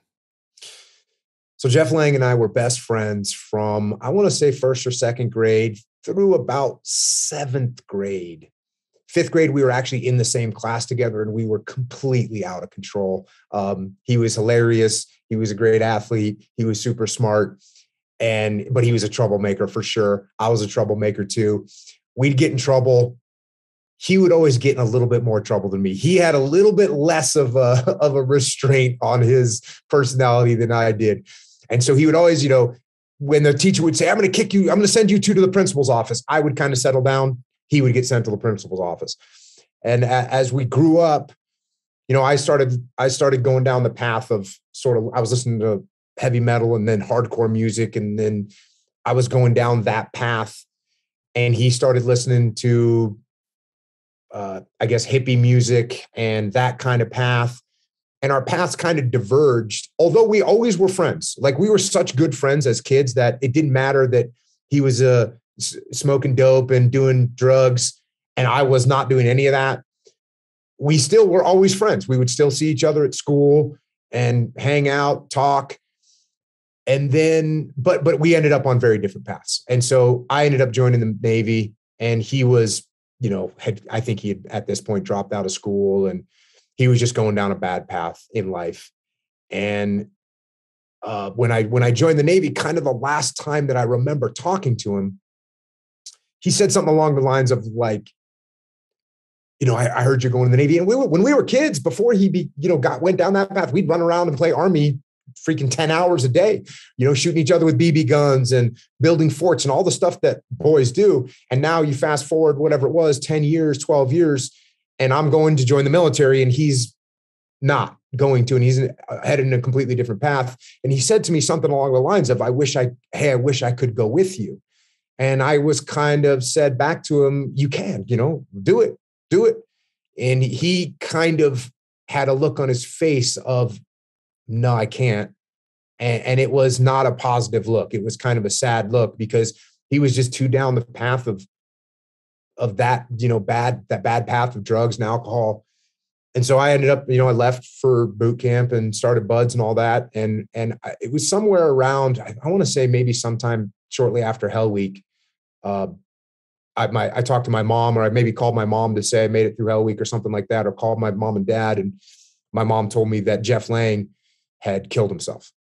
And, it always stuck with me that, and what really stuck with me was the fact that he was a lot better than me in just about everything. He was smarter than me. He was funnier than me. He was a better athlete than me. He was just a really good human being. And he had a good heart, and he just made some bad decisions along the way. And that's what happens. That's what has happened to my friend Jeff Lang. I've seen it happen to a lot of my friends along the way. And so I got lucky, I got lucky when I joined the military. All that angst and energy and anger that I had as a kid, I focused it on one thing, and that was I wanted to be a good SEAL. And that, what a beautiful opportunity, and how lucky is that I got to take all the things that I thought were cool and apply them in my life. And if that wouldn't have happened, I don't know what would have happened to me. So yes, that's where this character of Johnny, he's not necessarily Jeff Lang. He's more an amalgamation of there's definitely, he's Jeff Lang strong, but Goat is also Jeff Lang strong. Yeah. They both have some Jeff Lang in them, but they also have just a bunch of other kids. I have other friends that, I had a friend that like got drunk and drowned in a little creek, when he's 25 years old or something like this. And you just think, man, great humans with all this opportunity, and they're just making some bad decisions, and they end up in a bad spot. And so I've known a lot of people like that in my life. And I definitely, Jeff Lang, it breaks my heart, to think that what he could have done with his life and how it ended up being so tragic. It's a sad story for sure. Yeah. But what connects people to this book, and why I think it's going to resonate with so many people, is because people know, whether it's firsthand, whether it's secondhand, they know people like this that have had these experiences. Most of them will know people in their own lives that they'll recognize as a Johnny, as a Joe, especially as a Jessica. And I mean, you don't overdevelop. I keep going back to that because once again, everyone already knows these characters. We all know Jessica. We all, maybe in the SEAL teams, we know a few more, a few Jessicas, but Gerald also, Longstrom. I mean, what? Everybody's gonna relate to that, because in life you have to work, and you're gonna have somebody out there that's a Gerald Longstrom-ish type person. Was he just fun to write?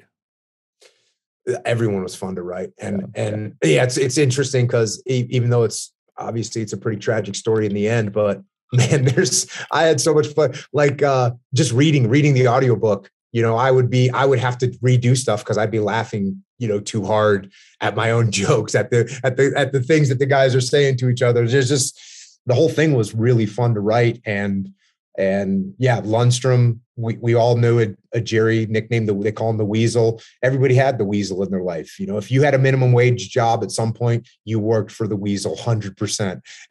And he thought that he was, the coolest guy in the world because he was the manager of the night shift, and he was an asshole about it.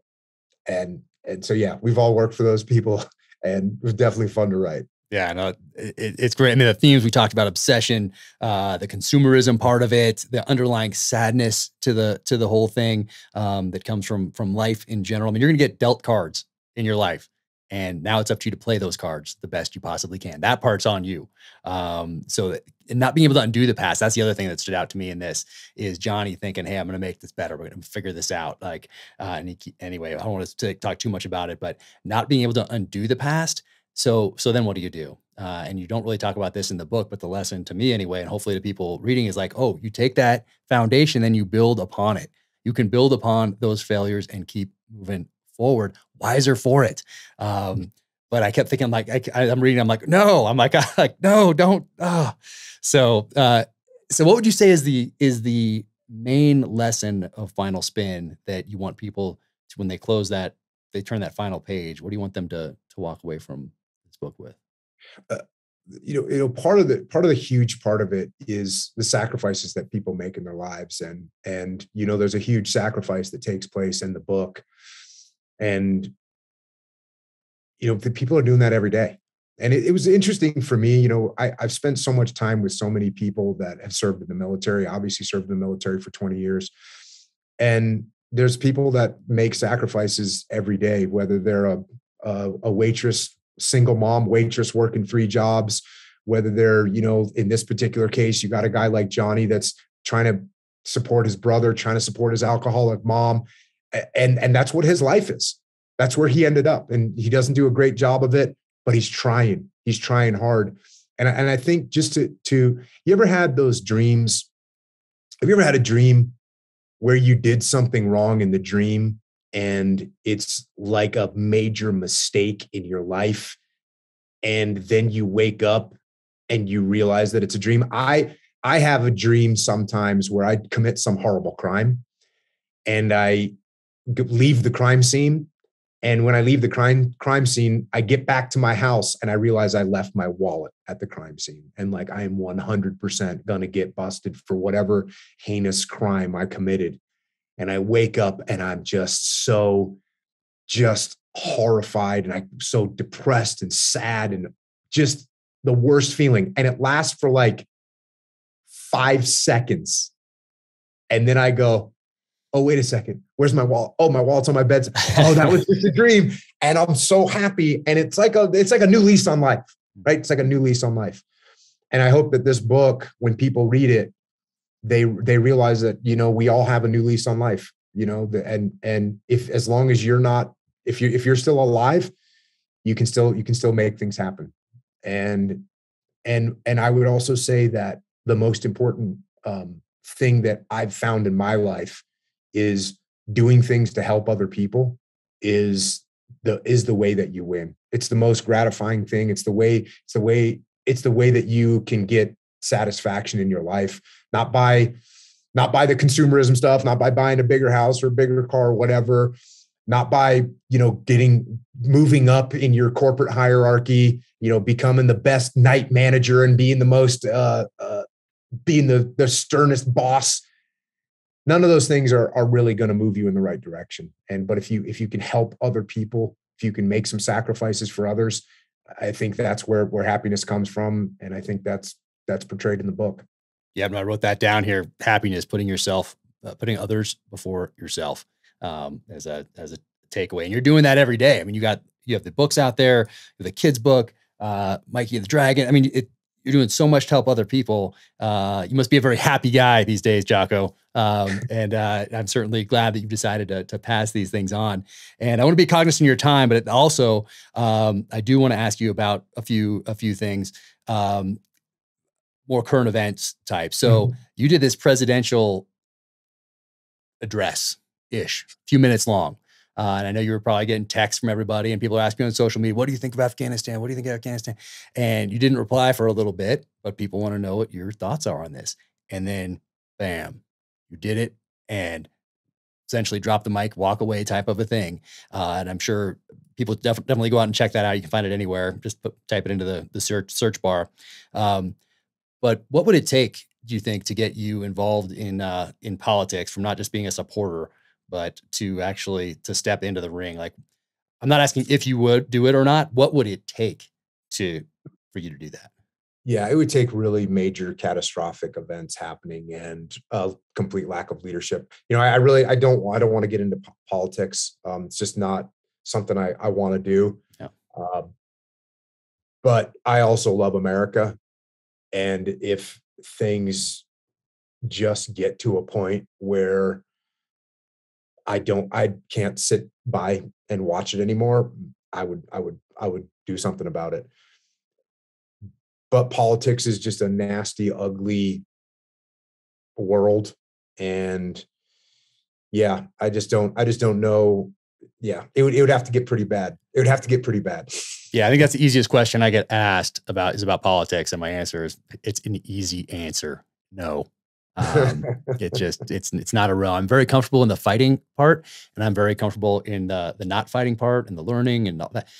But that middle part where people, it's not a place where I think I would excel. It's just not my forte. It either needs to be all in fight or the other side. And Yeah, I just I think I might do good as a benevolent dictator.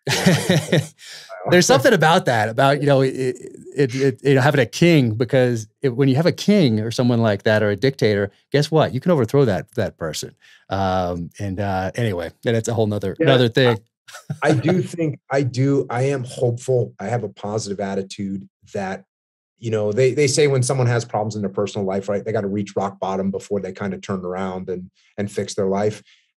I mean, I think we're getting pretty close to a rock bottom scenario with our political environment. The way, there's looking at the people that are in power right now, their behavior, their attitudes, their lack of leadership. I think we're really close to that rock bottom politically as a country. And I think people, the actual humans, the people of America are like just so fed up.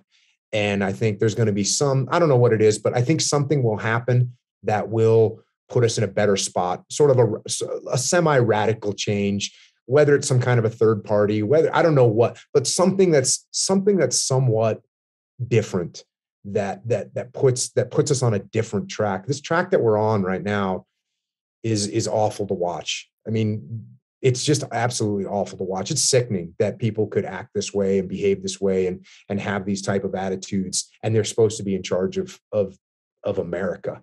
So I think the people of America aren't really going to put up with that much more.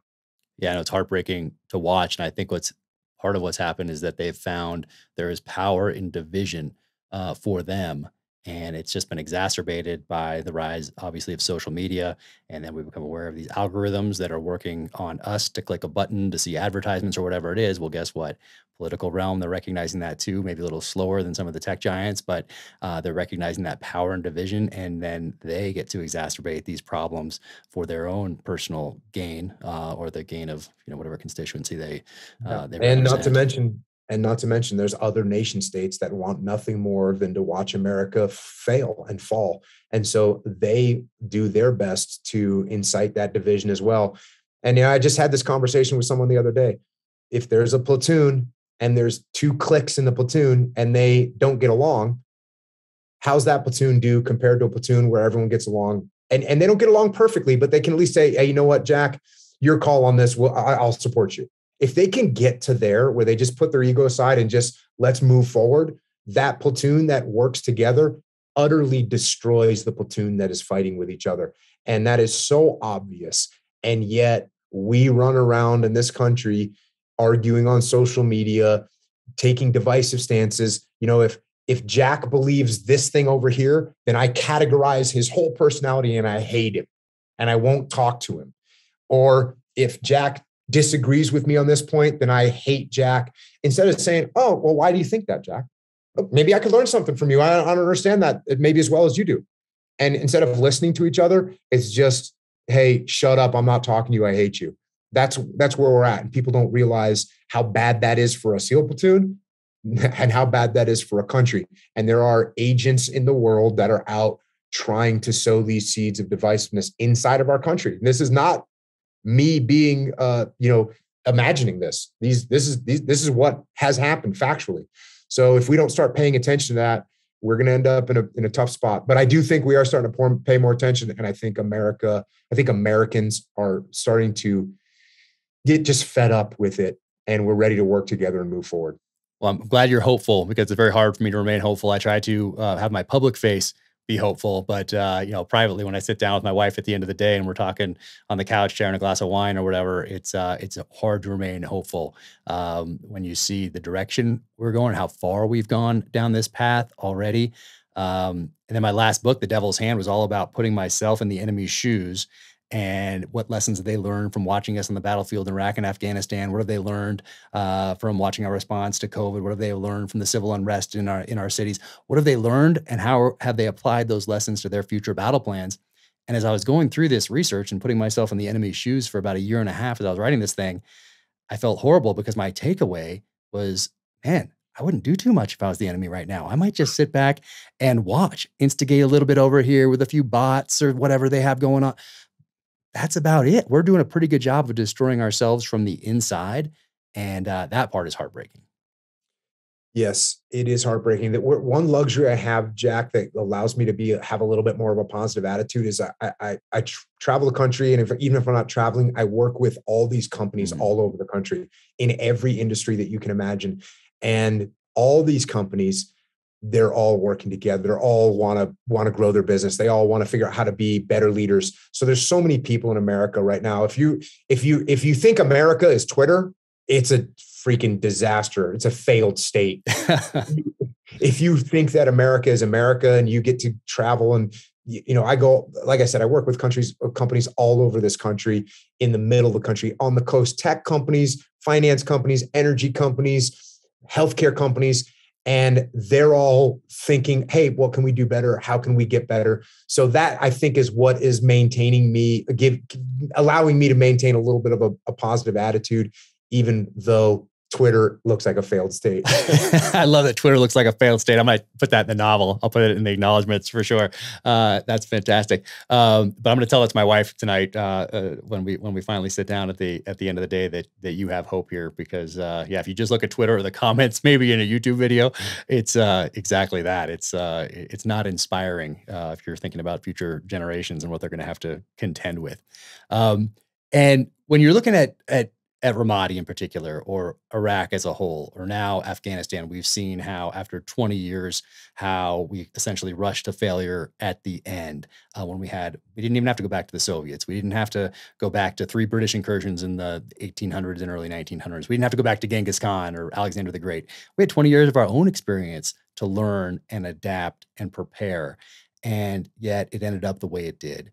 When you conceptualize that, or think about it, take a breath, or talk to people about it, especially parents who ask you, hey, was my son or daughter's sacrifice worth it, when they're looking at what's happened in Afghanistan, how Iraq looks right now. How do you conceptualize that personally? And then what do you tell them? What's your message to them? The thing is, when we as a nation go out and try and have an impact on the world, that's going to be a hard thing to do. It's a hard thing to do. And, you've probably heard me say before that if you're going to go to war, you have to have the will, and the will that you have to have when you go to war is you have to have the will to kill. And when I say kill, I don't just mean the enemy, because when you go to war, you are going to kill innocent people. That's just what's going to happen. So you have to have the will to kill, and you also have to have the will to die, because if you go to war, Americans are going to die.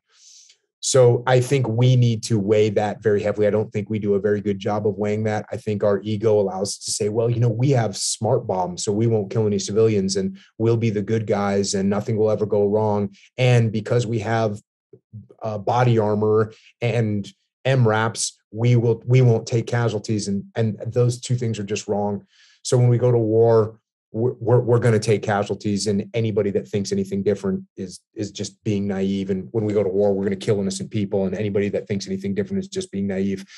But as far as these efforts, in Afghanistan, and you and I both have very close friends that have served over there. We both lost friends over there in Afghanistan.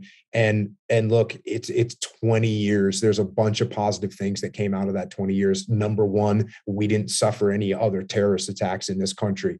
Why is that? Because there was pressure on the enemy over there.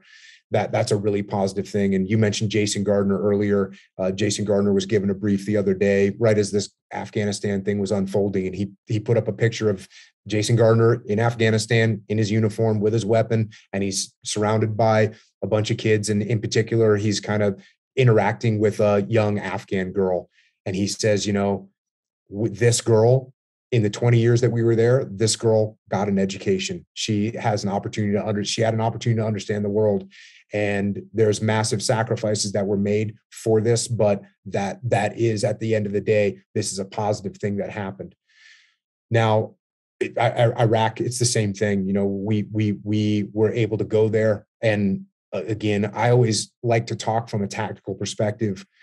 When we were in Ramadi, there were people in Ramadi, the civilian populace in Ramadi, who was being tortured, raped, butchered, murdered by the insurgents, they were so happy and joyous that we were there to give them their city back and give them the opportunity to live a normal life and a stable life.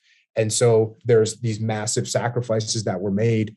And in both those cases, you could look at those cases and say, yeah, but in the end, what difference did it make?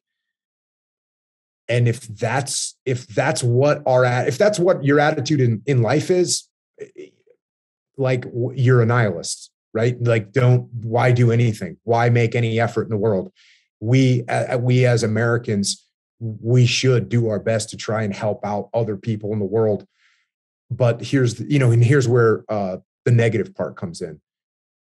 The negative part comes into this is we need to understand what we're doing, and we need to put leadership in position that understands how to lead. And right now, the leadership that we have doesn't understand what's happening. That's a bold statement, right? That's a harsh statement to say that the leadership of the country doesn't understand what's happening. But when you look at the withdrawal from Afghanistan, everybody can, I shouldn't say everybody, but almost everyone in the world saw what was going to happen and what is going to happen. But like, this is so obvious. And yet we had leaders that seemed to be completely oblivious to everything that unfolded and were surprised by it and are continuing to be surprised by it. So we need to do a better job as Americans of electing people that understand the world, understand the globe, and understand leadership. And we failed to do that. This is my fault. This is your fault. This is our fault. We've allowed this to happen. We've put leaders in positions that should not be in those positions. And we need to do a better job.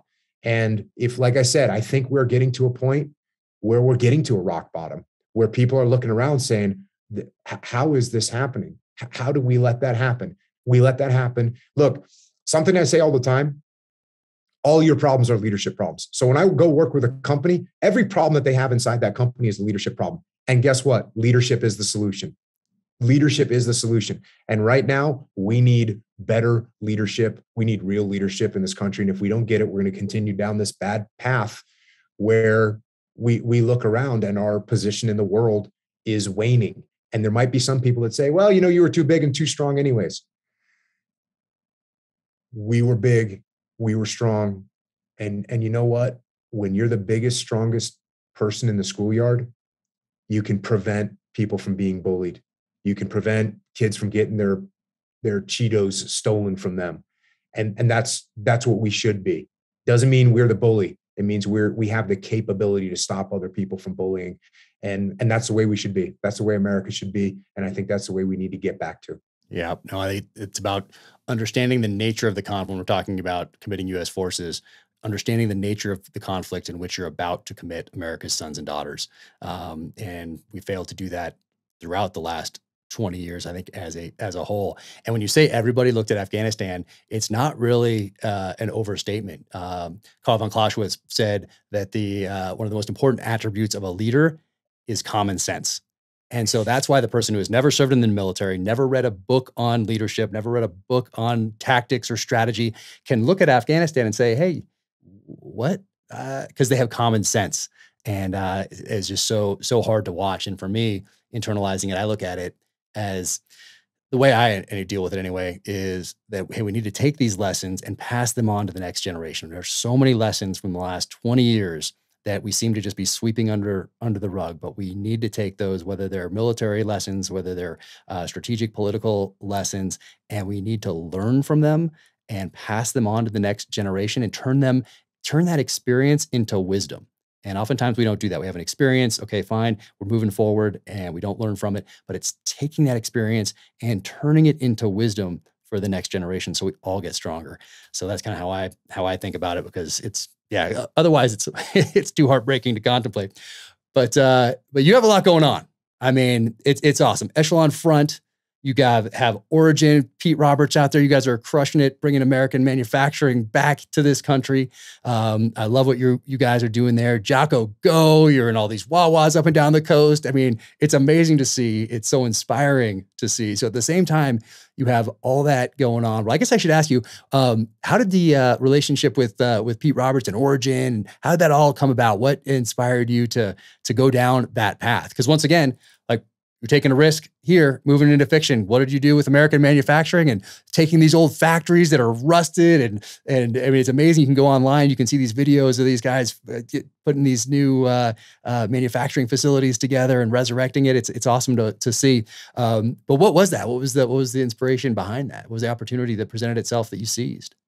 As I started my podcast and people were listening to the podcast and people would start training jiu-jitsu, because I talk about jiu-jitsu all the time. And people would ask me what kind of jiu-jitsu gi to get. And I would tell them to get an Origin gi, because I knew that there was this random human up in Maine, up in New England, where I'm from, that was making American-made gis, the only one in the country, the only one in the world. And so, I had reached out to him a couple of times and I never heard back from him. And eventually I was on a Facebook Live and I was doing a Q&A and somebody asked me what kind of jiu-jitsu gi to get. And I said, get an Origin gi. And I said, and by the way, if anyone can get in touch with this guy, Pete Roberts, please tell him I want to talk to him.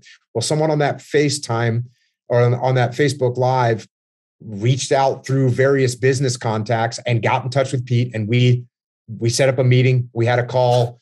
We had a 4-hour Zoom call, or it was a Skype call at the time.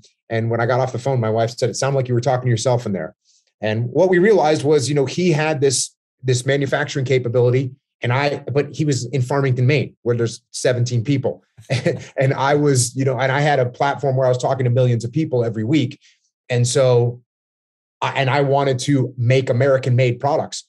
And so really all we had to do was a perfect storm. We shook hands and we started making stuff, and it has been incredible. We now have multiple factories. We're making boots, we're making jeans, we're making gis. We just acquired another factory in North Carolina. That's really helped our capability. So, and we're looking at other factories in other areas, literally as I speak right now.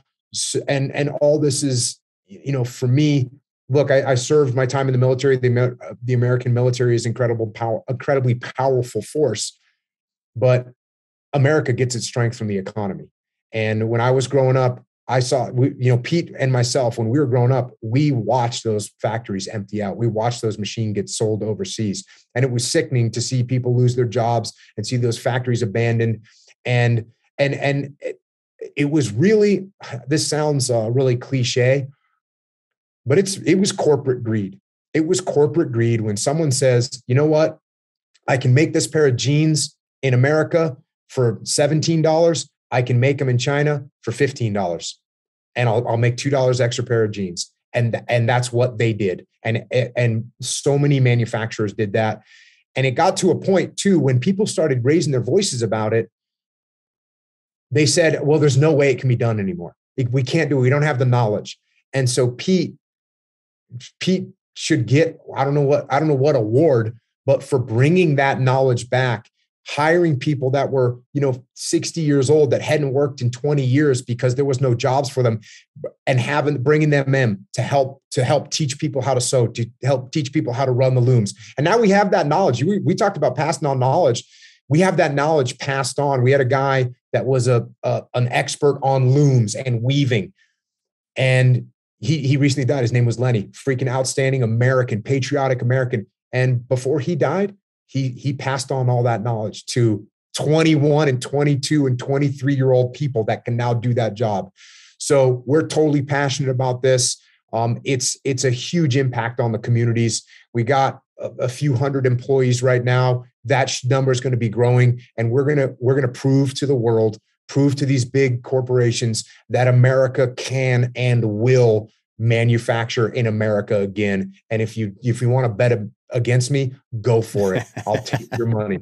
It's so awesome. Yeah, go online, check out on YouTube the video with the looms when you guys are talking about that. I mean, obviously the video is great and all that, the presentation content and all that stuff, but the story is so inspiring. It's so cool. Everybody should go check that out. I think we got it into the terminal list. So Chris Pratt and terminal list. We have an Origin gi there in his garage with his belt. His daughter's belts are there and all that stuff to help tell that story. I got a Josh Hall surfboard in there. I think he drove it up. I was like, we need a surfboard in this scene. And he drove it on up. So we got that in a scene. I got sore neck stuff in the gym in the garage. So knock-ons in there, SIGs in there, Winkler knives, Origin gis. So it's really cool to be able to incorporate good people and great companies and stuff that I actually use, my characters use into that story, and hopefully, widen people's aperture, or it can introduce people to some of these different companies or stories behind the companies. So it's super cool. And then also you've gotten into archery recently. You've been on a few hunts. You're putting elk on the table. We just had moose here last night. And you got into that recently. So you have so much going on out there that is inspiring to people no matter what they're doing. They don't have to be a jiu-jitsu guy. They don't have to be a military guy. They don't have to be a business leader. There's so many things you're doing to inspire people, which is what I love about what you're doing in this next chapter. And then you have these musters. And so the musters, correct me if I'm wrong, or what originally gave you that idea was that, hey, we go to these different groups, and I'm talking to 50 people, 100 people from a company.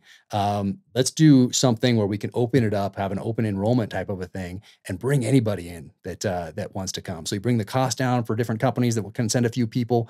So how have these musters been going? I know you had to cancel a couple during COVID craziness, but they're back up and running. I think you're about to do one in Vegas. I'm in a hotel in Vegas right now. We're doing one this week, but yeah, they've been awesome. Yeah. And the original deal was, as we got more and more demand for Echelon Front to come and work with companies, we unfortunately priced out of the market a lot of small businesses. And, we were just working with, huge companies. And I felt guilty about that, because we want to help people that have, a little construction company with 17 people, or a landscaping business, or a manufacturer that's only got, 23 people at it, and they couldn't afford the big corporate price tag. And we just decided, hey, let's do something where a bunch of people can come from a bunch of different small businesses, and that way they kind of collectively can get this information. And that's exactly what we did. We did the first one, I want to say 2016. We rolled the dice. I think we started talking about it in August, and the event took place in October. And I said, hey, listen, if we do it and it goes well, that'll be great. If not, we'll get 30 or 40 people. It'll be the best experience of their life, and we'll lose, $100,000, and that's that. But we sold out the first one, and we sold out all of them. So yeah, it's very cool. It's a great opportunity to come together, teach these leadership lessons that you and I were talking about earlier, and how they apply to people in their business, on the battlefield, and like you said, in their lives. And it's a lot of fun to not only get to put out that information, but then also receive information and meet people. And there's, 600 or 700 people that are all have the same goals, that want to get better. So they're great events, and they're a lot of fun to do. Yeah. It's my favorite part about signing books, or even being on social media. For me, it's being able to thank people. And it's getting harder to do as the bigger things get, but that's my favorite part of it, is to be able to just say thank you. You couldn't have done that in 1985 if you were an author, unless you were at a in-person book signing. But now you can with these different platforms. That's my favorite part of doing something either in person or even online, engaging with people. But so your podcast also, you have these incredible guests. You're collecting histories from these guys. Are there a couple that have changed your perspective on life or leadership that you've then incorporated into what you pass along to either businesses or individuals? This is the Sophie's Choice question, Jack. The Sophie's Choice question of like, okay, which guest was the best? No. And it's like, even the way you phrased it, which I'll give you credit, was a nice way of phrasing it. But man, it is so hard. You stack up the people that I've had on the podcast and the things that they talk about, and the whole thing. Has it changed me? 100%. Have I learned? I can't even fathom the amount. And even the guests, and also the books that I read, when there's no guest, but I'm just reading an old book, I read the whole book and outline the whole book and highlight the whole book. So people are always like, oh, I learned a lot from your podcast. And I'm always thinking, I'm lucky enough to learn even more. And even the guests that come on, you meet them and you interact with them. So man, it's just been it's been so powerful. And most of the things, quite frankly, they just reinforce the things that I know and come at it from a different angle. And, one that since you asked me, one that comes to mind is I had Captain Charlie Plum on, who was in the Hanoi Hilton for 6 years after he was shot down in Vietnam. And one of the rules that they had was, if your cellmate is annoying you for whatever reason, that's your fault. So if Jack, if you're my cellmate and you're snoring and that's annoying me, that's my fault. If you're picking your nose and that annoys me, that's my fault. If you're picking the toe jam out of your toenails and that's annoying me, that's my fault. And that's like such a high level of extreme ownership. And if you think about the truth, and that's how you have to be. You're in a cell. You and I are in a cell for 6 months, and they would rotate, every 6 months, every 9 months, maybe every year. But I'm going to live with you for a year. And if I'm going to allow these things to bother me, that's actually on me. And imagine how much better our relationship is if I just say, you know what, Jack's snoring at night and I got to fashion some earplugs because I can't let that annoy me. That's on me. It's just one of those things that sticks out to me. But yeah, the information that I've gotten, the blessing I've had of being able to talk to all these incredible people, Rose Schindler, who is in Auschwitz, who was sneaking in and out of the death line, like in line to go into the gas chambers, and somehow sneaks out at the last second and does that over and over again. You can't even imagine the strength of character. Another one is William Reeder, who's shot down twice in Vietnam. The second time he's shot down, he's captured. He's in a 2-foot tall bamboo cage. He's trying to sleep. His legs are shackled and he can't get to sleep because the rats in the cage are gnawing at the wounds on his legs. I mean, like, don't complain about anything in life. We have nothing to complain about, nothing. And he endured that.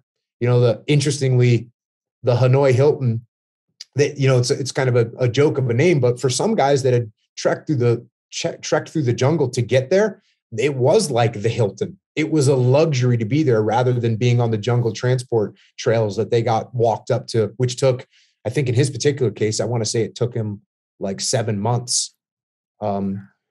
So yeah, I mean, Dakota Meyer, and then getting to talk with people like Jordan Peterson, it's crazy, man. I can't, that's why whenever somebody asks me these types of questions, I throw up the Sophie's Choice defense. I really just can't grade and stack and rank the lessons learned and the people that have been on and the books that I've read on the podcast. It's just too much. It's all too good. Yeah. I know for the listener, obviously, or the person that watches, they're getting so much from it. So for you to have that even a deeper experience in person and having read the whole book, if they have a book, get to talk to them before and after the podcast. I mean, incredible. And they're so emotional. So many of them are so emotional. That's why I said earlier about the family members hearing this stuff for the first time through your podcast. It's incredible. And now you have Jocko Underground. So now you have something else that's as if you need more to do. But it seems that's a great way, because once you get so big on these different platforms, it must become hard to do what maybe you did in the beginning, which was maybe engage individually with people. And it seems like Jocko Underground is a way to do that. And because people are now investing in it, and which makes them take ownership of a bit of it. And you're doing this Jocko Underground thing. So, and it's still fairly new, right? Has that been a year or so? Yeah, it's probably about a year old, and there's a bunch of reasons for that. And the number one reason was I don't control the platforms, right? I don't control the podcasting platforms. I don't control YouTube. I have no control over them. And there's some things that they've done, some things with me, but like, for instance, some podcast platforms will inject advertisements into my podcast, which is weird, right? Like, here I am talking to Rose Schindler about being in Auschwitz, and all of a sudden you're hearing a commercial for a damn whatever item. And that's not okay. And then, that I had some podcasts that got flagged. I did one on the Armenian genocide. that got flagged and had the information or whatever put under it. And which again, what if they just decided we're not just going to flag it, we're going to ban it, we're going to get rid of it. And to not have any control of that, to not have freedom of speech, essentially is what I'm saying, is to not have freedom of speech for me to not have some kind of a contingency plan in case those platforms are taken away. And again, they've been fine so far for the most part. We haven't had any issues. I have had friends that have had issues. So I just talked to Echo one day and said, hey man, we need a contingency plan. We could say something or do something, or somebody could decide that a person we've had on the podcast shouldn't be on there. And we just need some kind of contingency plan. And so we made this kind of alternate universe of the underground where people they can pay. It's $8.18 a month. And what that allowed us to do is to build this whole platform out. Now, my goal is to give the stuff away for free. That's my goal. And as long as I can possibly make it free, the Jocko podcast is going to be free. And that's how we're going to do it. But to not have a contingency plan in case things go sideways, there's another thing that, like, there's rumors about certain big podcasting platforms going to pay only. And so now all of a sudden it's like, oh, now you're going to pay this company who's just going to take what we created, put advertisements all throughout it. And I just didn't like it. So we created that. And then in order to like give the people that want to get in the game and be on the platform, in order to give them some reward, we just started recording another little podcast where we talk about kind of adjacent topics, and then they can send in Q&As. And we've been through hundreds of answering questions, which I used to do more of that on the Jocko podcast. But at a certain point, the questions there's just too, I can't see them all. And so it just became, I can't really make this happen. So yeah, no, it's fantastic. Definitely check out Jocko Underground. I love it. Crushing it there. Great for high school, college kids also, get in at that ground level. And now people can. Now you can have probably kids that read one of your the Way of the Warrior kid books in, like, I don't know, 5th grade or something like that. Now they're in high school maybe, or something like that. And now they're moving on to the next book. They're listening to the podcast. Now they're in Jocko Underground. Now they're training jiu-jitsu. I think you're making a stronger country. But when you get a chance to talk to these, let's say a high school kid that is thinking about the military or just graduating, or the college kid that doesn't know what he's going to do next or what she's going to do next, what do you tell them? I mean, you have so much that you can just say, hey, read these books. But when you get asked that by somebody who's eager and young, what do you pass along to that kid? This is when they're specifically asking about joining the military? Nope, just in general. Like, they're taking that next step in life, and maybe they're asking you about the military, because I'm sure you get that question quite a bit. What do you pass along? What are you hoping that, let's say, what are you hoping that somebody that knows about you, that's listening to the podcast, that's on the path, they're in high school, they're in college, and now they're going into the world. What do you want them to take on that journey with them? Well, one thing I think is very important, and I wrote about this in Leadership Strategy and Tactics, and it's something that I call preemptive ownership. And what this means is, extreme ownership is really awesome, but it's past tense, right? Oh, I made this mistake. I'm going to take ownership of it. I'm going to fix it. Well, there's preemptive ownership, which is actually the ideal, which is, hey, if we go on this mission and something goes wrong, it's on me. So I need to set it up in such a way that nothing does go wrong.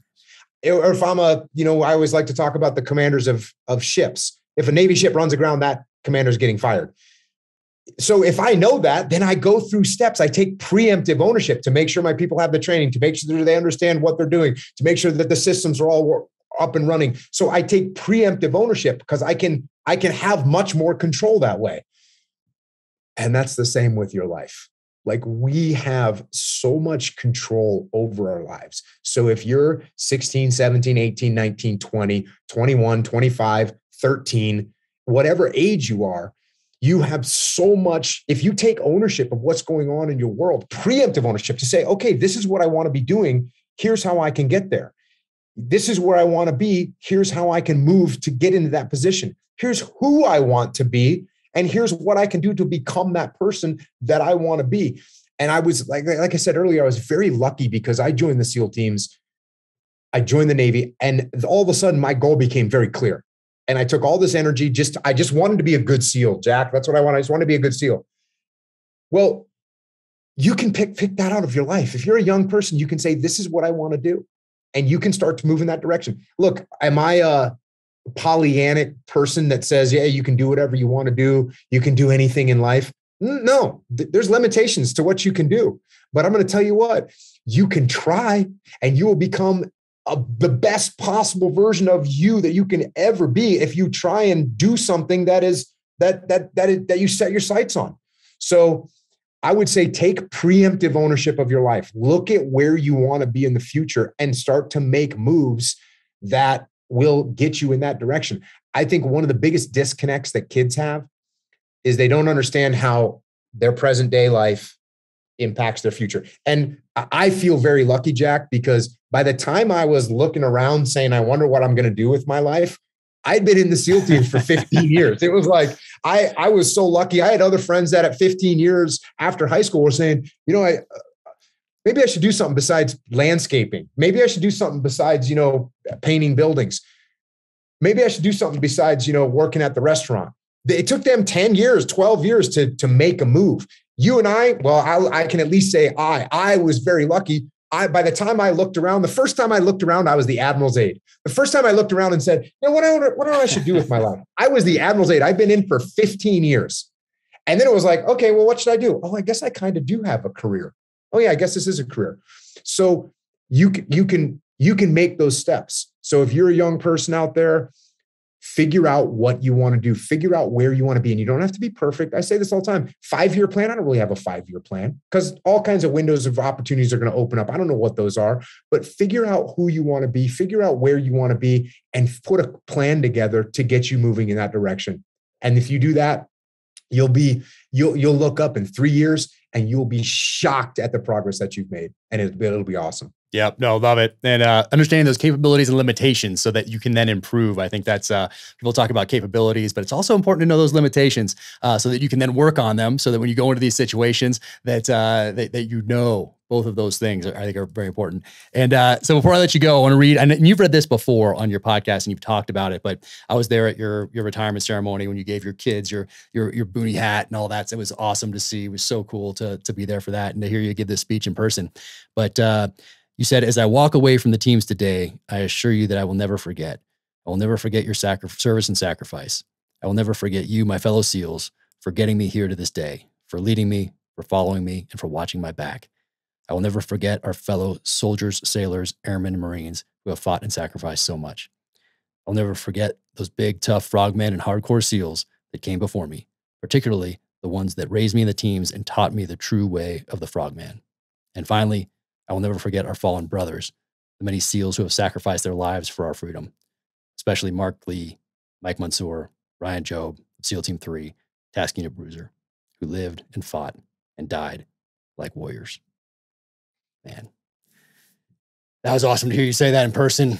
And, I think about that stuff every day. And I know you end your podcast at the end, thanking everybody who's down there, downrange, whether it's military or whether it's law enforcement or first responders that are allowing us to do what we're doing in this post-military chapter of our lives. So you can find that whole, I think you talk about the whole thing somewhere online or on the podcast.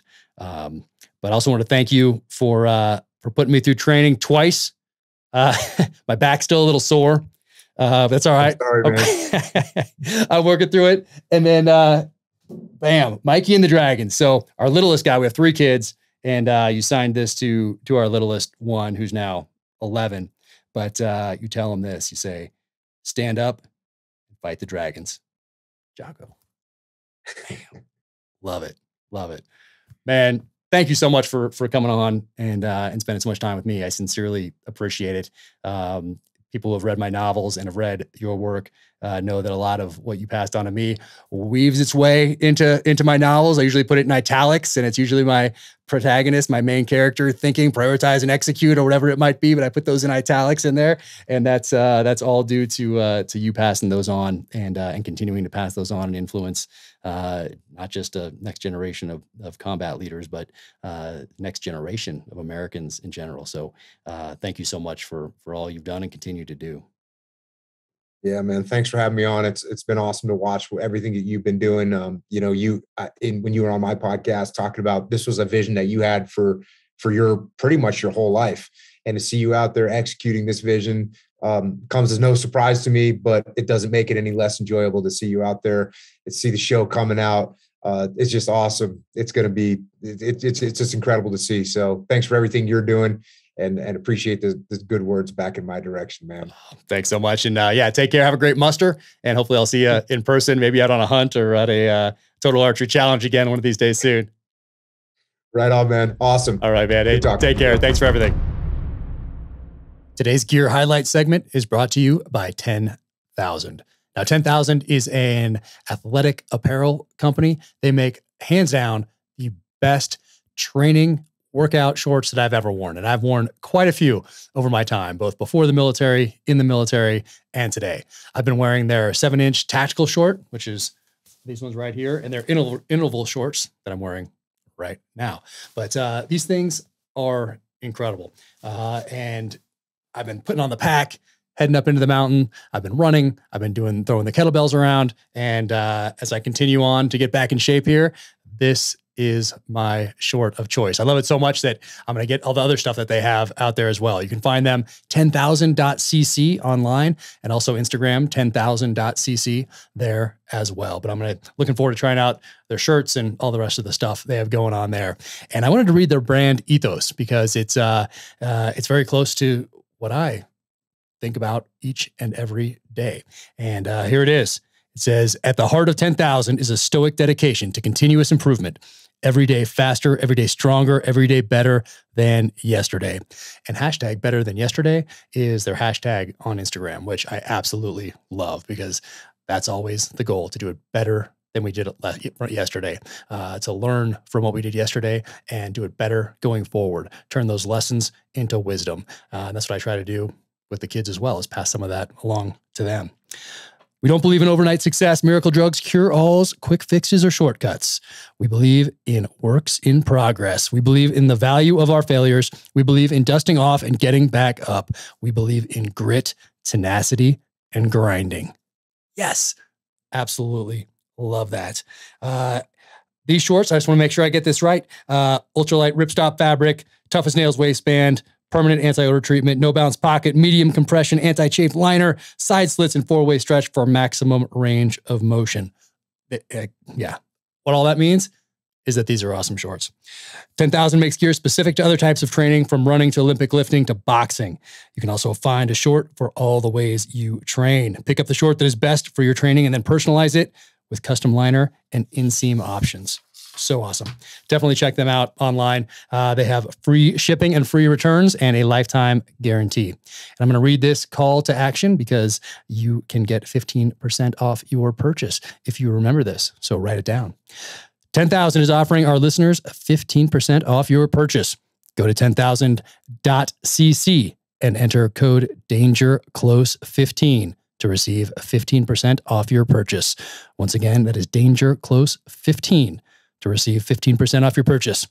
That is 10,000.cc and enter DangerClose15. Awesome. Welcome to the Gear Highlight portion of the Danger Close podcast.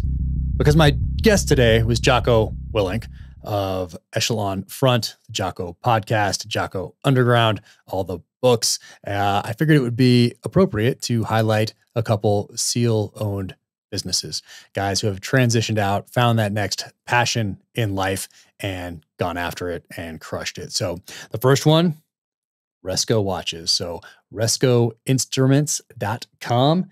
And so this is my first Resco. I have a few, RESCO. So right there. And Rob Smith is a former SEAL who had a passion for watchmaking from an early age. And as he was getting out, he started this company, Resco. And this is my first one right here. This is the Patriot. And you just might catch a Resco watch on Chris Pratt's wrist in the Terminal List series coming to Amazon in 2022. If you've read the novels, you'll know that that's what James Reese, the protagonist of my novels, Navy SEAL sniper, that's what he wears. So Resco, awesome. And I think I've been fascinated with watches from an early age, and not because they're flashy or they complement something you're wearing or anything like that, but because of what they represent. And time is something that once it's gone, we're never getting it back. And we get to choose how we're going to spend that limited time on Earth. So no matter how much money you have or what kind of a person you are, that time is limited. That time is the same for all of us, meaning it is limited. So you get to choose. So I think that's why I've been fascinated with watches. And Resco right here, awesome. Rob Smith, thank you guys so much for such a great product and for being such an inspiration for people that are getting out of the military to find that next passion in life. So very cool. So in a similar vein, bam, half-face blades. Andrew Arabito, buddy, awesome. So right here, I have quite a few, as you can tell. And if you've read the novels, you know that James Reese uses these in the novels. And this one in particular in the Terminal List. But I have a few. You can't really walk too far in this office or this house, really, without tripping on one of these. But Andrew makes some amazing stuff. I think they go up every Friday, I want to say. And they sell out, I think, within seconds, certainly within minutes, but I think within seconds. And you can go check out his stuff, Half-Face Blades. He's Spec Operator on Instagram as well. And just makes some really cool, unique looking blades. This one here, I think it's the Numo Spike. Is that what you call this one, Beto? So look at that. Bam. Don't take that one through the heart. Pretty sweet.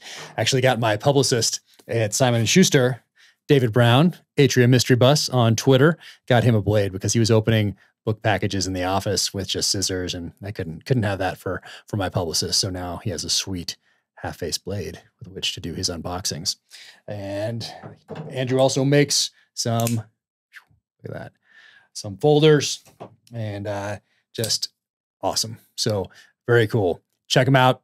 halffaceblades.com. I think the drops happen maybe on Instagram. I'm not sure how that all works, but if you want one, you got to be on the ball. So yeah, just a few blades. Another thing that I've been fascinated with since I was a little kid, probably because of how primal they are in nature, but half-face blades, Resco watches, check them out. Thank you for tuning in to the Danger Close podcast, an Ironclad original presented by 6 Hour. You can find out more about what Jocko has going on at jockopodcast.com. Link to all of his platforms from there. You can also go to echelonfront.com to find out more about his leadership consulting business and about the muster that we discussed on this podcast.